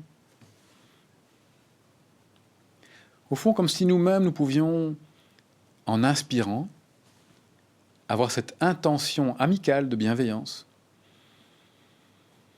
Et puis en expirant, un peu comme si on allait la partager avec le monde autour de nous. Et donc j'inspire dans cette intention de bienveillance. Et puis j'expire dans cette même intention de bienveillance. Et lorsque je respire, c'est le mouvement de la vie. Simplement cette intention, bienveillance à l'inspiration, bienveillance à l'expiration.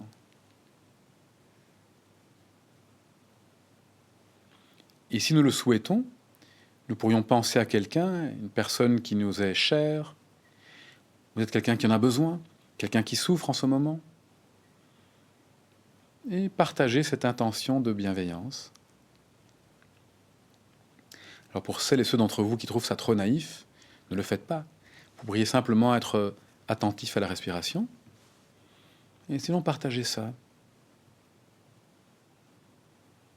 Peut-être pourrions-nous étendre cette bienveillance de manière très vaste à cette grande communauté des vivants et des vivantes de laquelle nous faisons partie.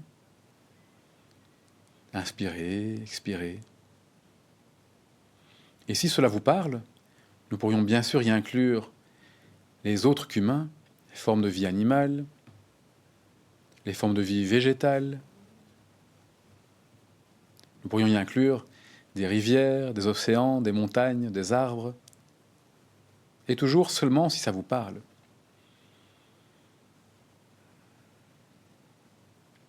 Et donc rien de particulier à faire, simplement cette attention à notre respiration.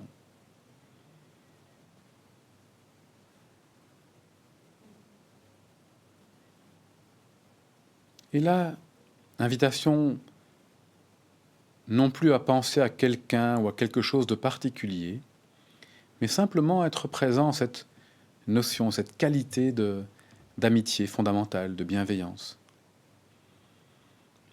que nous pouvons nous donner d'abord à nous-mêmes en inspirant, et puis que nous pouvons partager. Quelques secondes par jour, quelques minutes par jour de cette pratique de bienveillance, nous rappeler en fait, c'est comme nous rappeler de tout ce qu'on reçoit, et puis le redonner, cette forme de transmission géniale. Alors je rassure celles et ceux qui trouvent ça un tout petit peu trop perché, il y a énormément d'études sur une forme de méditation qu'on appelle d'amour bienveillant, notamment par Barbara Fredrickson, par Sonia Lubomirski, qui montrent ses effets sur notre santé et ses effets aussi très forts sur notre qualité de relation. Et donc, si ça vous parle, voilà une belle manière de pratiquer cette force des émotions positives, la force de l'amitié, la force de la bienveillance.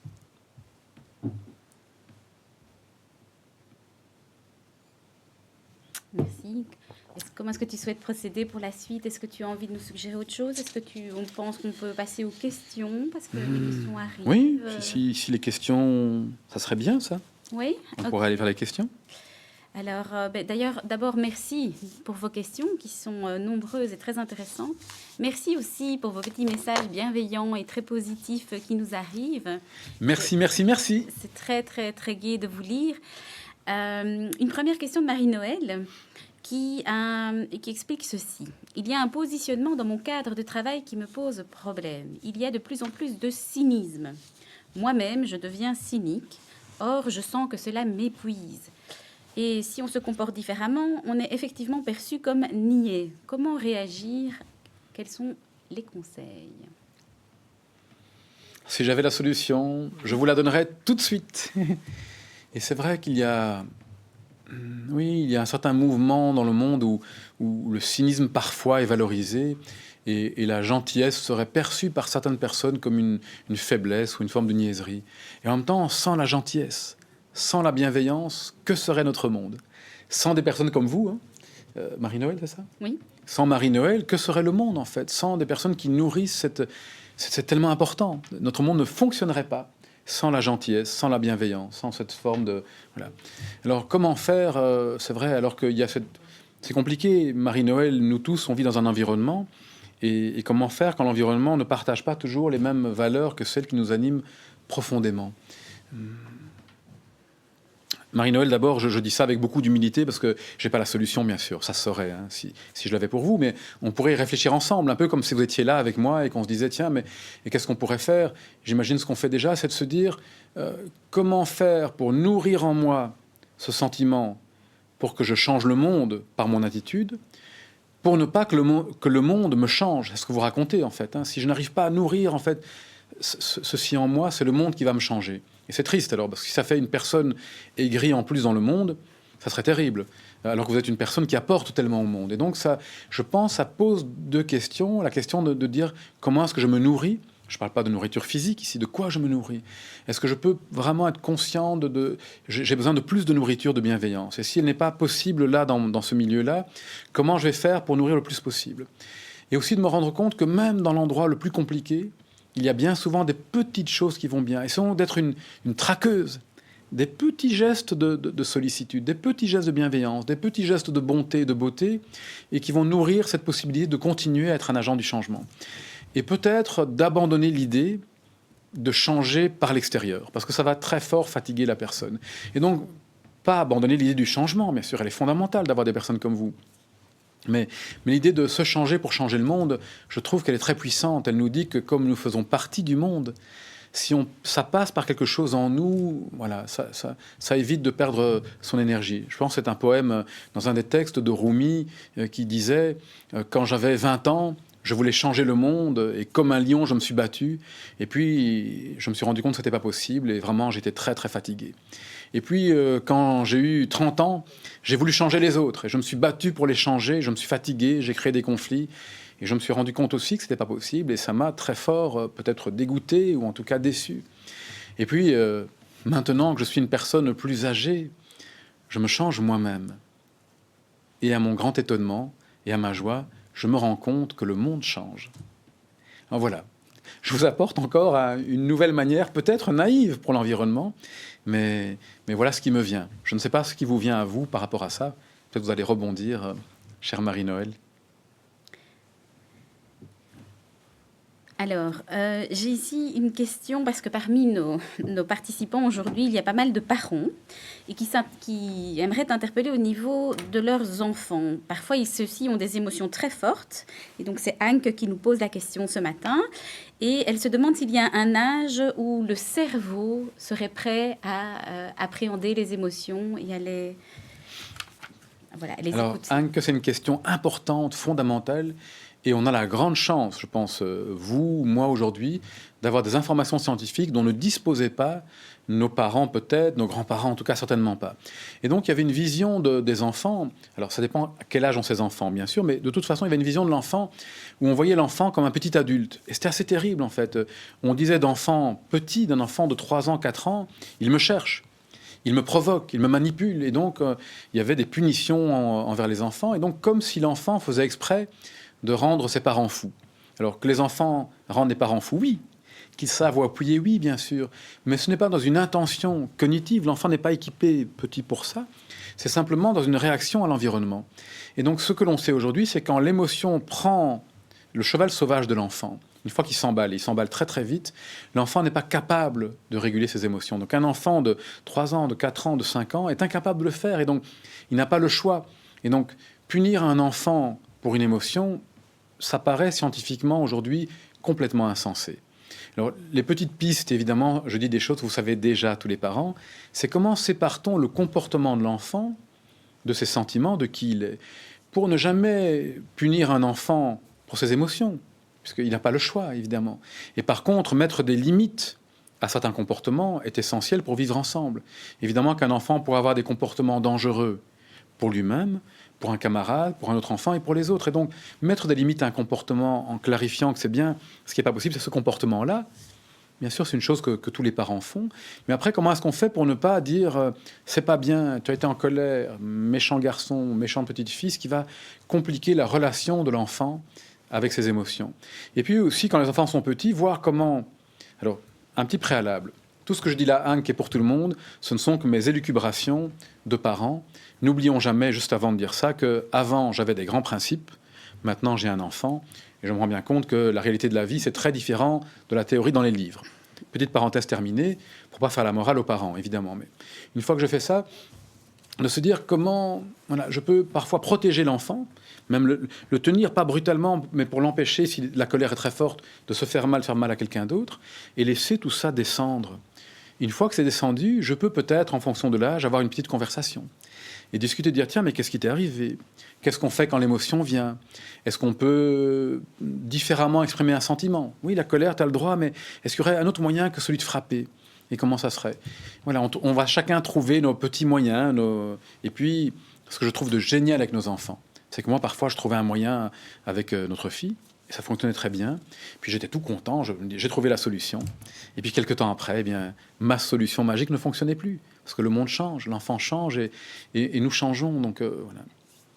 C'est un tout petit truc, mais alors vraiment qu'on a partagé, d'autres parents nous l'ont partagé, qu'on a partagé aussi, c'est quand l'enfant est petit. Mais ça, quand ils sont très petits, on s'est rendu compte que, évidemment, pris par ses émotions, l'enfant ne raisonne pas. Et nous, en tant que parents, on voulait lui expliquer, oui, tu dois faire comme ça, c'est pas la peine de te mettre en colère, calme-toi. Ça fonctionne pas. Et je me souviens de quelque chose d'extraordinaire qui marchait très bien avec notre fille dans la voiture. Quand j'étais seul avec elle et petite, à un moment, comme tous les enfants, elle voulait ou bouger, ou elle n'était pas bien, ou elle voulait sa maman, juste à ce moment-là. Mais elle était attachée, il fallait conduire, et la maman n'était pas là. Et plutôt que de lui dire, mais non, mais c'est pas possible, tu vois bien que... Ce qui ne fonctionne pas, évidemment, en tout cas pas pour moi. Je rentrais dans son monde et je lui disais, tiens, mais est-ce que tu as envie que ta maman soit là, tout de suite? Elle me disait oui. Est-ce que tu aimerais, par exemple, je lui demandais que tout à coup le toit de la voiture s'ouvre et qu'elle descende et qu'elle tombe comme ça sur le siège à côté de toi? Et elle me disait oui. Et tu voudrais peut-être qu'elle prenne soin de toi directement, mais sans cynisme, de manière très réaliste. Elle me disait oui. Et une fois que j'avais, par ces quelques oui, j'étais rentré dans le monde et j'avais compris, au fond, son besoin. C'était ça que je faisais. Je essayais de dire, qu'est-ce qui est le besoin chez elle? Et je lui disais, mais voilà, tu sais, elle n'est pas là, je n'arriverai pas évidemment à faire ça, mais qu'est-ce qu'on peut faire de différent? Alors, on imaginait des choses, on imaginait comment on pouvait imaginer un animal, de quelle couleur, que ce soit un lion, qu'il était rouge, et ainsi de suite, et tout à coup, par ce petit fil de compréhension du besoin, de manière métaphorique, par des histoires, on arrivait, voilà, c'était possible de pouvoir prendre un autre chemin. Un peu de créativité et nous rendre compte évidemment que tout n'est pas possible tout le temps, hein. Ça serait si simple. Si on avait reçu le mode d'emploi, le nôtre quand on était petit, si notre maman, notre papa avait reçu le petit mode d'emploi de notre fonctionnement, et si nous on avait celui de nos enfants, mais non, on a une vie pour l'apprendre. Merci. Alors Christophe aimerait te poser la question suivante. Je travaille avec des mineurs étrangers non accompagnés qui pour la plupart ont vécu des événements lourdement traumatisants. Comment les accompagner vers la résilience quand bien souvent je peux à peine imaginer les épreuves qu'ils ont dû traverser? Alors là, c'est encore plus délicat. Comment est-ce que je pourrais donner cette réponse? Puisque Christophe, il est la meilleure personne, puisqu'il est avec eux, il travaille là et qu'il est en lien avec eux. Et moi, ici, à l'extérieur, dans ce studio. En tout cas, d'abord, merci de ce que vous faites, parce que c'est tellement important de prendre soin de l'humanité, de se dire, tiens, ces enfants-là, mineurs non accompagnés, ben, ça pourrait être nos enfants. Ça pourrait être les vôtres, les miens, nos sœurs, nos frères. Et donc, d'avoir cette attitude d'ouverture, évidemment. Alors, les traumatismes sont certainement là et avec des effets, et parfois terribles. Donc, les effets du stress post-traumatique peuvent durer longtemps. Et donc, si j'avais une solution miracle, je vous la donnerais tout de suite. Évidemment, j'imagine que c'est ce que vous faites. Il y a l'accompagnement peut-être multiple. Parfois, comment peut-on donner un accompagnement thérapeutique avec des outils qui permettent de travailler les traumatismes? Ça me paraît essentiel. Parce que sinon, il peut y avoir des comportements très, très compliqués pour l'environnement. Puisque... En même temps, ces personnes qui arrivent ici, j'imagine, ça dépend d'où elles viennent, mais il y a différents chocs. Il y a le choc de tout ce qu'elles ont traversé de difficile. Il y a le choc culturel du monde d'avant, du monde d'ici. Il y a peut-être le manque de liens, de personnes qui parlent notre langue, des repères culturels. Donc il y a tout ça. Donc comment est-ce que je peux trouver un cadre qui existe quand même. Parce que j'ai besoin, moi, en tant qu'être humain, d'avoir un cadre pour me rassurer, surtout si je viens, en tout cas c'est ce qui me vient, Christophe, hein, pas comme solution, ma divagation, c'est comment je peux trouver le cadre, qui est un cadre quand même clair, qui va rassurer et qui va normer quelque chose, et en même temps, comment, dans ce cadre, je trouve toute cette bienveillance dont j'ai besoin pour me reconstruire. Donc, ce lien, parce que c'est à travers des liens, non, la résilience n'est qu'une histoire de lien. Le lien avec l'environnement, le lien dans l'environnement avec les autres, c'est tous ces fameux tuteurs de résilience. Le lien, pour finir un jour, avec mes émotions, le lien avec une autre vision de mon passé, de mon futur. Donc, c'est une question de lien. Et comment je construis ces liens? Et je crois que vous et les personnes qui sont là autour, ce sont là les tuteurs de résilience qui vont offrir cette possibilité de construire des liens différents. Mais en même temps, reconnaître que des liens très difficiles, il y a des liens qui ont été rompus, et puis il y a des choses très compliquées qui ont été construites, parfois des situations terribles. Et donc voilà, c'est naviguer dans ces torrents, comme dit Boris Cyrulnik, pour pouvoir essayer d'offrir le maximum de repères, de nourriture possible pour pouvoir nourrir ce potentiel qui est là. Heureusement est là. C'est ce que disait Boris Cyrulnik aussi. Je pense qu'il y a quelque chose de possible pour la plupart d'entre nous, évidemment, quel que soit notre passé. D'ailleurs, Boris Cyrulnik en est lui-même un exemple d'un enfant qui a vécu des situations traumatisantes. Donc, merci de faire. J'allais dire de faire, je devrais dire plutôt merci d'être qui vous êtes et de mettre votre énergie au service de ce qu'il y a de tellement important. Et ce que je rajouterais, mais ça me vient vraiment comme ça, je me dis les aidants, comme Christophe. Hein. Oui, et il y en a une autre qui pose aussi une question. Voilà, les aidants, comment est-ce qu'on n'oublie pas, en tant qu'aidant, de s'aider soi-même? Comment est-ce que l'environnement n'oublie pas d'aider les aidants? Parce que les aidants, c'est merveilleux, en fait. Je vais appeler ça aidant, mais qu'on soit assistant social ou chirurgienne et ainsi de suite. On est dans ce métier. Mais il y a parmi nos aidantes et nos aidants des gens qui dans ce métier du care, en fait, du soin, qui est tellement essentiel. Le soin. Donc, quelle que soit l'action, vous soyez quelqu'un qui nettoie la chambre d'un malade, on est une personne essentielle. Et d'ailleurs, on a vu dans des études qu'il y a tellement de choses qui passent par ces personnes-là. Mais quand on ne valorise pas à sa juste mesure ces personnes-là, voilà, notre société a besoin de revaloriser cette question du care profondément. Et j'espère que cette crise va donner l'occasion de le faire réellement. Et puis, il y a aussi nous, en tant qu'aidants, ou si nous connaissons des aidants, comment est-ce qu'on va leur donner de la place? Comment est-ce qu'on va les soigner? Voilà, comment est-ce qu'on se soigne? Comment est-ce qu'on soigne pour permettre de nourrir cette partie du monde qui est essentielle? Sans ça, il n'y a pas d'humanité. Fabienne aimerait également, donc elle est ravie d'être là aujourd'hui, et elle est aidante proche de sa maman, donc c'est encore une autre situation, mais toujours dans l'aidant et le soin à la personne. Elle est très anxieuse, donc la maman est très anxieuse.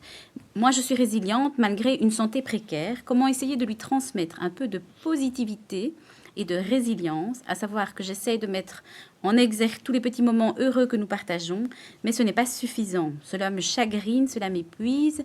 Merci pour votre réponse. Je passe un bon moment en votre compagnie. Fabienne. Oui, Fabienne. Merci, Fabienne, de partager ça, ce moment de vie. Et puis, pas facile, évidemment, d'être une aidante de quelqu'un d'aussi proche, parfois. Je pense que c'est encore plus difficile, même si toute l'énergie est là, de le faire. Alors, l'image qui me venait, c'est comment je fais... Voilà. Je vais prendre un petit détour en disant que dans la transmission de quelque chose que vous faites si joliment, et c'est très chouette de dire souligner les petits moments positifs. C'est ce qu'on parle de ça dans les études en psychologie. Donc, vous faites déjà de la science. Donc, c'est génial. Après, c'est pas magique. C'est magique, mais voilà, pas miraculeux. On va le dire plutôt comme ça. Et c'est vraiment génial ce que vous faites. Mais si on parle de transmission, il y a une phrase d'Emerson que je répète souvent qui est « Ce que tu es parle tellement fort que je n'entends pas ce que tu dis ». Et je crois que par rapport aux personnes autour de nous, la seule chose que l'on peut faire, c'est l'impression que ça me donne, en dehors bien sûr des actes physiques nécessaires, c'est d'incarner ce qu'on veut faire. Et donc d'incarner nous-mêmes, comme vous le faites, d'apprécier vous-même les petits moments, de nourrir vous-même et de prendre soin de vous. Parce que sinon, le risque, c'est quoi?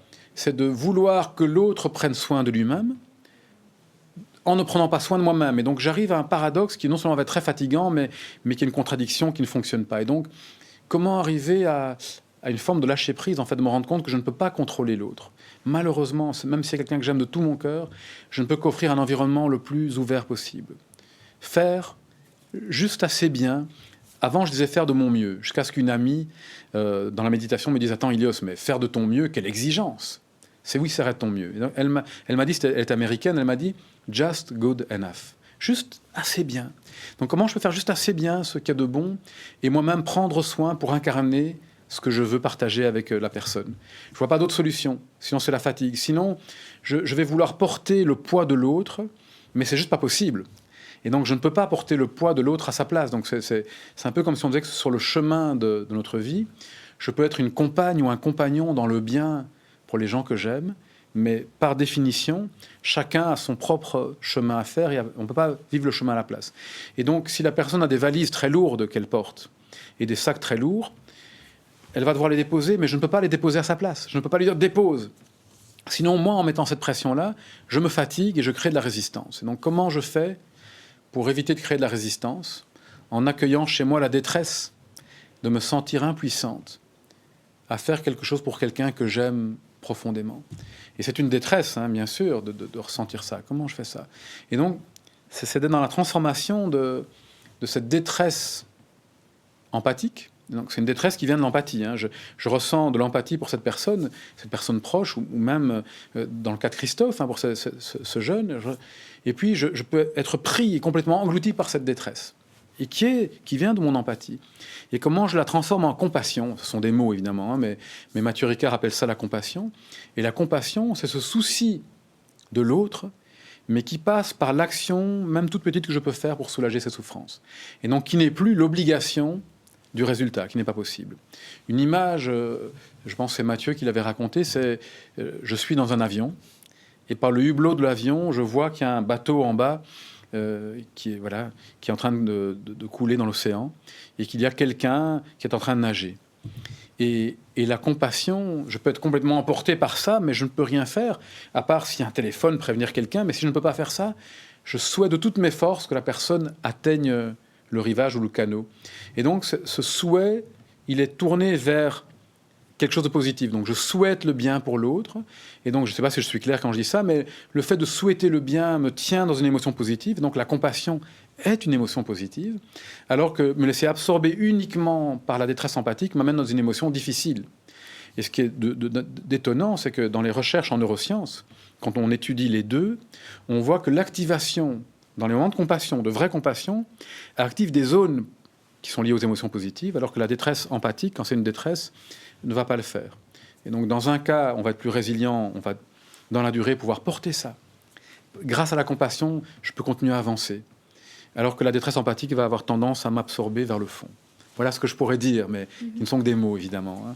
Mais d'ailleurs, j'aimerais partager Christine, parce que c'est tout à fait en lien avec ce que tu es en train d'expliquer maintenant. Elle est soignante et elle se demande, parce qu'elle est très hypersensible et très empathique, et justement, elle se demande comment ne pas être une éponge, ne pas être vampirisée par les mauvais sentiments ou les énergies difficiles ou les maladies des autres, car cela la fatigue énormément.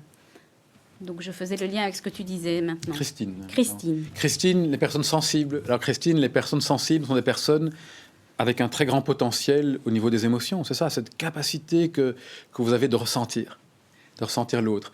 Alors évidemment, cette capacité, elle ne va pas... C'est pas possible d'avoir le pouvoir. Un pouvoir vient toujours avec un poids. Il y a un prix à payer pour tous les pouvoirs. Dans les histoires de fées, et c'est vrai, je pense, dans la vie. Donc le pouvoir de la sensibilité vient avec... aussi ce prix à payer qui est la douleur qu'on ressent plus fort. Mais aussi, Christine, j'imagine la capacité à savourer comme nul autre la beauté d'un lever ou d'un coucher de soleil. Juste le mouvement d'un arbre, des branches d'un arbre dans le vent. De pouvoir glaner le sourire d'une personne âgée ou d'un enfant. Et donc, ça va aussi avec ça. Alors, pour répondre, en tout cas pour embellir cette question, si on avait une conversation, vous et moi, ici, je dirais comment je fais pour prendre soin de moi, de ma vie intérieure, de ma vie émotionnelle. Et donc, je ne mettrai pas l'énergie sur m'empêcher d'être vampirisé, parce que c'est mettre une énergie sur contre. Et ça va coûter de l'énergie en plus, mais je retournerai la question dans l'autre sens, c'est comment je fais pour prendre assez soin de moi? Comment je fais pour nourrir ce terreau intérieur? Comment je fais pour prendre soin du jardin? Et lorsque je tourne mon énergie, c'est-à-dire que je serai comme un... Je vais le dire comme ça, je serai comme une très belle amphore, incroyable amphore qui est pleine de cette ambroisie des dieux que j'ai envie de partager au monde, mais elle ne fuit pas. C'est-à-dire que je peux la partager, puis je peux la remplir. Puis je partage et je remplis. Et c'est sans fin, parce que la source, en plus, elle est dedans. Par contre, si je ne fais pas attention à moi, je vais être comme cette merveilleuse amphore, hein, mais elle fuit. Et comme elle fuit, il n'y aura jamais assez. Et donc, tout le monde va venir y boire, mais il n'y en aura jamais assez. Donc, il faut que j'en prenne soin, que ça soit bien, qu'elle soit en bon état. Et puis, je pourrais abreuver le monde tout en étant abreuvé de ma source intérieure. C'est ce qui me viendrait ici. Ce n'est pas une solution, évidemment, mais c'est cette idée du soin que je m'accorde, du temps que je m'accorde, de la bienveillance que je m'accorde, de la gentillesse que je m'accorde, des cadeaux que je me fais. J'allais dire, de me traiter comme ma meilleure amie. Donc, comment je traite les gens de qui je prends tellement bien soin? Et de m'arrêter très régulièrement en me disant, est-ce que vraiment tu te traites avec autant d'attention? Tu t'accordes autant de temps, de générosité, de cadeaux? Voilà ce qui me vient. Merci. Je te propose de te poser 2 questions parce qu'il me semble que tu pourrais éventuellement y répondre en même temps. Donc celle de Marie qui demande comment se positionner quand on est face à une interaction qui est malsaine pour garder cette ouverture, cette flexibilité, cette bienveillance, alors qu'on se rend compte qu'on atteint les limites de ce que l'on peut donner à l'autre. Et la seconde question est celle d'Aline. Comment rester bienveillant en étant agressé verbalement? Donc c'est Marie et Aline. Alors ma réponse sera toujours la même. Ça dépend. Parce que sinon, ce sera la solution miracle. Et à nouveau, hein, Marie et Aline, je prends juste vos questions, mais c'est toujours plus complexe, en disant, tiens, c'est de la nourriture pour cet échange qu'on peut avoir ensemble. Alors, je pense qu'une chose importante à distinguer en fonction du contexte, hein, j'allais dire, si le risque qu'on a par rapport à l'agressivité est physique, moi je ne vois pas d'autre possibilité que essayer le plus rapidement possible de ne pas aggraver quelque chose et de se mettre en sécurité physiquement et puis d'essayer d'appeler à l'aide, que ce soit la police ou autre chose. Mais ça, j'imagine qu'on ne parle pas de ça, parce que sinon c'est une évidence que dès qu'il y a un risque pour notre intégrité, la seule chose à faire, c'est de ne rien dire ou faire qui pourrait aggraver et de se protéger. Voilà. S'il n'y a pas de risque pour l'intégrité, je dirais que ne pas confondre bienveillance avec se laisser faire, ça n'a rien à voir au fond. Mettre mes limites, c'est un acte de bienveillance. Envers soi-même. Voilà, envers soi-même, mais envers l'autre, parce que laisser l'autre faire n'importe quoi, c'est pas très bienveillant pour elle ou pour lui, parce que la personne va dépasser les limites, faire quelque chose qui n'est pas juste, et donc c'est pas bon pour cette personne. C'est un peu comme si un enfant allait faire quelque chose qui allait le blesser. Et donc, l'enfant qui marche sur on marche, l'enfant et moi, sur un chemin qui borde une route où il y a une circulation importante. Si l'enfant, à un moment, va quitter la route, le fait de le prendre par la main avec fermeté et de le ramener, c'est de la bienveillance. La bienveillance, c'est pas dire mais fais ce que tu veux, au risque de te faire écraser. Et donc ramener sur le chemin, et dans la même idée, laisser les gens faire n'importe quoi ne me paraît pas être bienveillant. Donc la bienveillance, c'est une intention. Il n'y a que nous qui pouvons savoir si on est vraiment juste avec ça. Alors bien sûr, si je maltraite quelqu'un, il n'y a pas de bienveillance là-dedans, on est d'accord, mais ce n'est pas se laisser faire. Et pour moi, la piste qui me vient, c'est de me dire, plutôt que de croire qu'on est trop gentil ou trop bienveillant, c'est un peu ce qu'on me dit souvent, moi j'ai l'impression que c'est pas tellement là qu'est la clé, c'est dans l'autre polarité. C'est que si je suis une personne qui a une tendance à être extrêmement gentille, très très bienveillante, il y a une invitation qui m'est faite à être tout autant affirmée. Et donc ce n'est pas enlever de la gentillesse ou de la bienveillance, c'est rajouter de l'affirmation. Et à nouveau, moi je suis plus dans l'idée de rajouter, d'équilibrer, que de dire on va supprimer quelque chose. Vous savez, si vous êtes, vous deux, Marie-Aline, des personnes généreuses, bienveillantes, attentionnées, lutter contre ça, ça vous rajoute un poids. Par contre, si vous pouviez développer l'autre aile, vous êtes un oiseau qui vole merveilleusement, mais il ne vole pas bien qu'avec une aile. Donc si vous pouviez avoir l'aile de l'affirmation, l'aile de mettre ses limites, l'aile de pouvoir dire non quand c'est nécessaire, alors les deux coexistent. Et les deux se nourrissent, en fait, cette bienveillance, avec cette possibilité de mettre la limite quand elle doit être mise, d'affirmer quand ça doit être affirmé. Et tout ça étant dit, est-ce que ça règle tous les problèmes? Bien évidemment que non. Après, c'est la vie. C'est comment je navigue du mieux que je peux. Et parfois, la seule chose à faire, c'est de ne rien faire, parce qu'il n'y a pas d'autre moyen, de ne pas aggraver, et de revenir par la suite, peut-être. Parfois, dans une discussion, si l'autre s'énerve, la manière de me protéger, ça serait de dire, écoutez, là, je ne pourrais pas continuer avec vous, parce que voilà, le ton est trop haut, et j'ai besoin d'un peu de distance. Je vous propose de revenir dans 1 heure. Et peut-être c'est pas possible. Ça dépend dans chaque cas, évidemment. J'espère juste que cette conversation nous donne quelques idées, ou qu'elle nourrisse les idées qui sont déjà là. Voilà, je te propose encore une question de Annie, qui aimerait savoir comment réagir face à la manipulation du leadership et à la manipulation psychologique. Alors, si je le savais, Oui, je le dirais tout de suite. je me doute. Annie, j'allais dire que je prends souvent les mêmes chemins. J'allais dire, il y a 1000 chemins pour ça. Il n'y a qu'Annie qui peut éventuellement, qui est la meilleure placée pour le trouver. Puisque malheureusement, celle qui souffre de ça, si je comprends bien, ou en tout cas quelqu'un qu'elle connaît. Et à nouveau, ce que j'amènerais, c'est peut-être ne pas aller dans la tentation première qui est lutter contre. Je vais essayer de pointer tous les manipulateurs et puis je vais mettre de l'énergie contre. Et souvent, ou alors ça marcherait, mais tant mieux. Alors il n'y a pas besoin de me demander, ça marche, tant mieux. Et sinon, le risque, c'est le rapport de force. Et si dans le rapport de force, le risque d'un rapport de force, c'est qu'il y a un gagnant et un perdant. Si c'est pas moi qui suis en position de force, hiérarchique ou autre, je vais ou perdre, ou alors la personne va vouloir se venger. Donc c'est un peu compliqué. Et donc j'ai l'impression que ce que je ferais, c'est de nourrir ma capacité à ne pas me faire manipuler. C'est pas une solution magique, mais les gens souvent manipulent comment? En touchant mes bons côtés, en fait, mes besoins ou mes valeurs. En touchant quelque chose de positif, donc en nous faisant croire, par exemple, en faisant quelque chose, ça va rapporter quelque chose, ça va prendre soin des besoins et des valeurs. Et donc, l'invitation, ça serait comment je retourne de nouveau en moi, qu'est-ce qui est important dans mes besoins, de quoi j'ai besoin de prendre soin, qu'est-ce qui est important dans mes valeurs, dans ma direction de vie, et comment j'en prends soin moi-même. Ne pas attendre que l'autre en prenne soin, ne pas attendre de cette personne-là, en tout cas, puisqu'il n'en vient pas du bien pour vous. Et donc, ça serait se recentrer. Alors, évidemment, j'espère qu'on ne parle pas de cas graves, parce que sinon, vous allez voir quelqu'un. Mais si ce sont ces choses qui arrivent dans la vie, l'influence arrive tout le temps.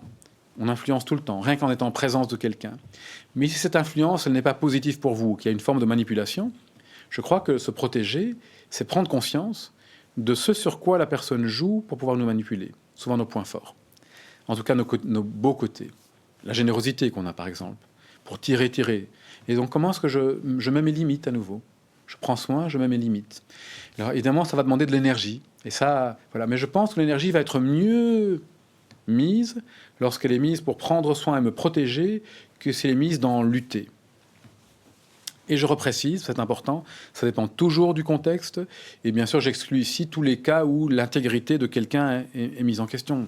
Bien sûr que non. Et ici, c'est de se dire que, voilà, que si je veux un monde davantage en paix, comment est-ce que je cultive ça en moi? Plutôt que rentrer dans la lutte. Et quand je rentre dans la lutte avec des personnes qui sont douées pour ça, elles risquent pour finir d'arriver quand même à leur fin. Alors que quand je m'affirme, je m'assieds, je mets mes limites de manière positive, je prends soin, peut-être que je construis un endroit plus fort, je m'assieds de manière plus ferme, là où je suis. Et Anne-Sophie, mais c'est aussi un peu, je pense que ce que tu viens de dire pourra certainement lui être également utile. Anne-Sophie se demande, quand on est dans le creux de la vague, au bout du rouleau, quels conseils donneriez-vous pour rebondir? Ben, voilà. Moi, ça me touche évidemment de vous entendre, parce que ça montre qu'il y a tellement de facteurs dans l'environnement, dans la manière dont c'est géré, dans tout qui sont en interaction. C'est pas facile, il n'y a pas de recette à ça. Et quand on est au bout du rouleau, évidemment, si j'avais la solution, je vous le dirais tout de suite.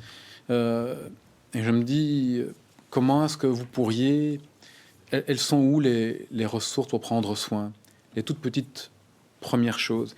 Et comment je peux avoir conscience de moi et ne pas dépasser? Parce que peut-être que j'ai besoin d'un arrêt.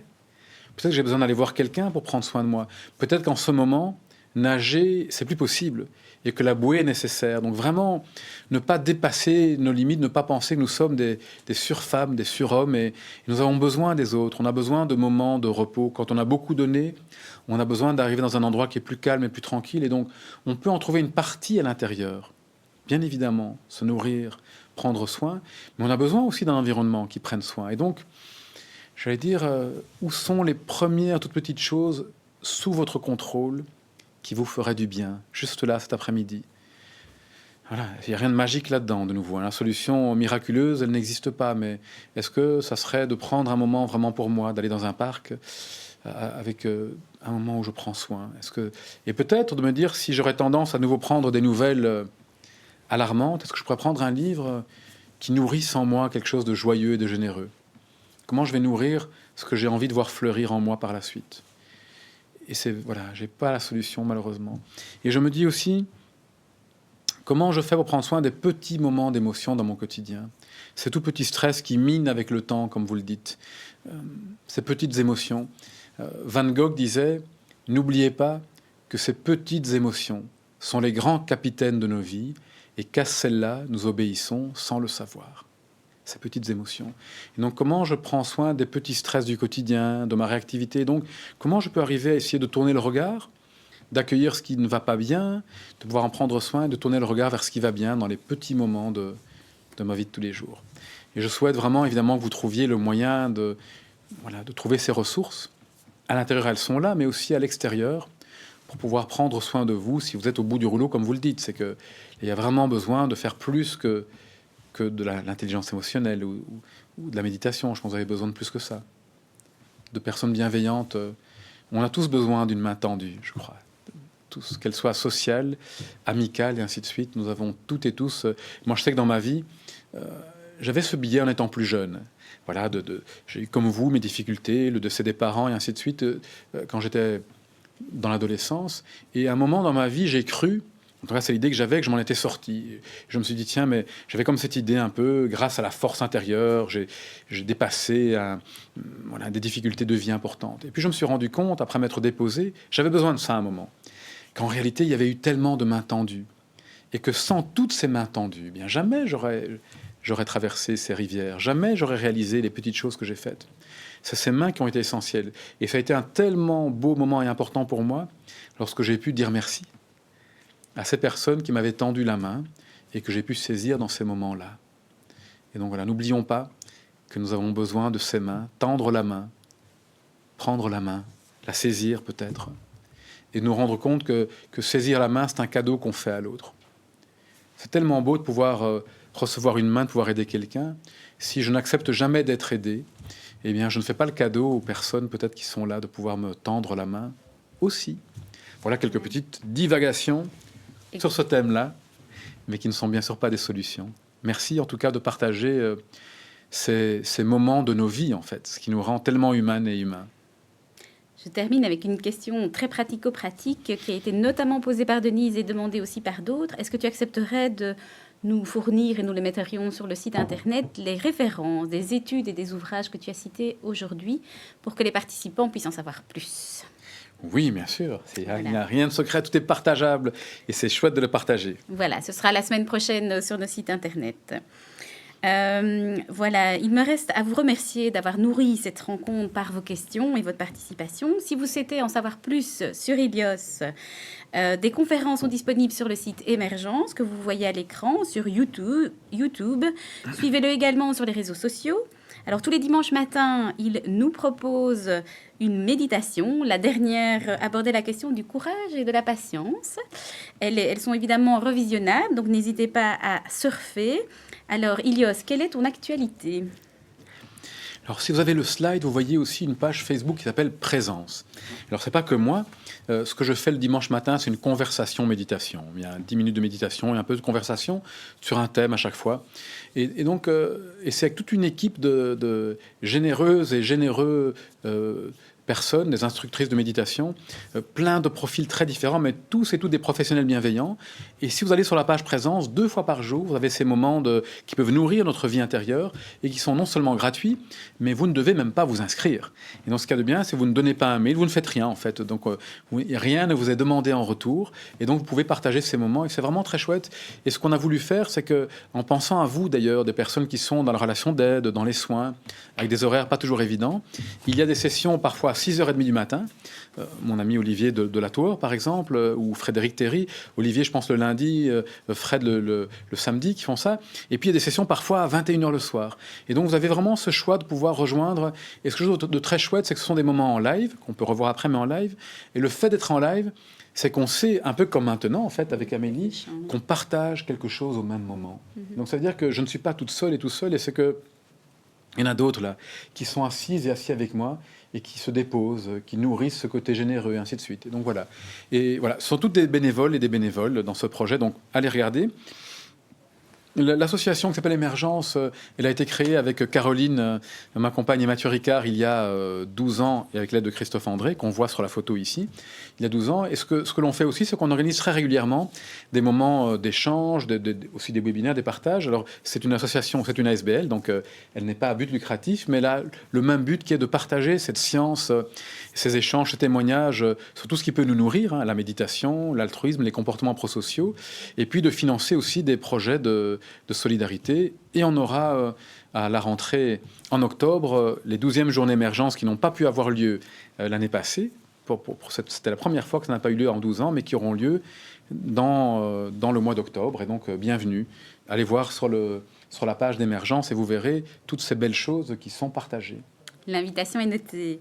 Alors, nous arrivons donc au bout de cette rencontre. Est-ce que tu accepterais de nous partager une dernière histoire de Nasreddin pour clôturer ton intervention ? Oui, bien sûr. Et puis j'avais pensé à ça en me disant, mais on a déjà tellement parlé, en fait.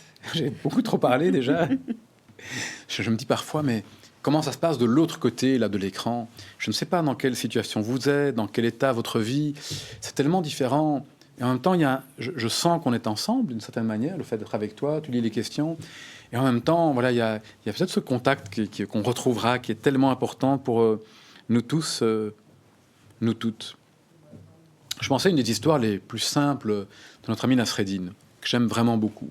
Et Nasreddin rentre dans le village, dans la grande rue du village. Il est assis sur son âne. Nasreddin est en général avec son âne, mais son corps est tourné vers l'arrière de l'âne. Et là, devant ce spectacle très insolite, tout le monde rigole en fait. Les villageois le suivent, les enfants se moquent de lui. Et à un moment, quelqu'un l'interpelle et lui dit « Nasreddin, tu ne vois pas que tu es assis à l'envers sur ton âne ?» Nasreddin regarde la personne, l'interpelle à son tour et lui dit « Mais qu'est-ce qui te dit, toi, que c'est moi et pas mon âne qui est à l'envers ?» Alors, dans le même ordre d'idées, Proust, dans une citation que j'ai notée ici, que j'aime beaucoup, nous disait que le seul véritable voyage, le seul bain de jouvence, ce ne serait pas d'aller vers de nouveaux paysages, mais d'avoir d'autres yeux, de voir en fait l'univers par les yeux d'un autre, par les yeux de 100 autres. Donc voilà peut-être la grande invitation de ce moment qu'on partage ensemble. Comment est-ce que je peux voir l'univers par les yeux d'une autre, de 100 autres, de voir les centaines d'univers possibles et imaginables, quand les difficultés de la vie m'amènent à ne croire qu'il n'y a qu'une seule porte, une seule fenêtre et que celle-là, elle est fermée. Très bien, je m'adresse à vous, chers participants et participantes. Si vous souhaitez recevoir une attestation de votre présence aujourd'hui, je vous invite à cliquer sur la case qui s'affiche sur votre écran. Il en est de même pour la newsletter. Donc, cette newsletter est liée donc aux informations et aux projets de soutien dans nos secteurs. Donc, il y a des projets de formation, des projets d'accompagnement, les webinaires. Donc, toutes nos actions sont communiquées à travers ces newsletters. Donc, n'hésitez pas à cliquer sur le lien. Vous pouvez vous désinscrire à tout moment. Alors, pendant ce temps-là, je veux simplement signaler, pour un petit cas particulier, comme certaines personnes ont suivi ce webinaire en groupe, un responsable de l'institution peut nous envoyer un email à agressivité@fe-bi.org avec la liste des participants et nous enverrons également les attestations pour ces participants qui n'étaient donc pas enregistrés dans le système. Voilà, il me reste à vous demander une dernière action, s'il vous plaît. Donc, pourriez-vous compléter, cliquer sur le lien. Donc, c'est moins de 10 questions. Un petit lien pour nous donner un feedback de cette matinée que nous avons vécue ensemble. Donnez-nous votre avis, mais aussi, c'est l'occasion pour vous de nous faire connaître la thématique qui vous intéresserait pour un futur webinaire. Donc, c'est l'occasion de nous faire part de vos besoins, de vos envies.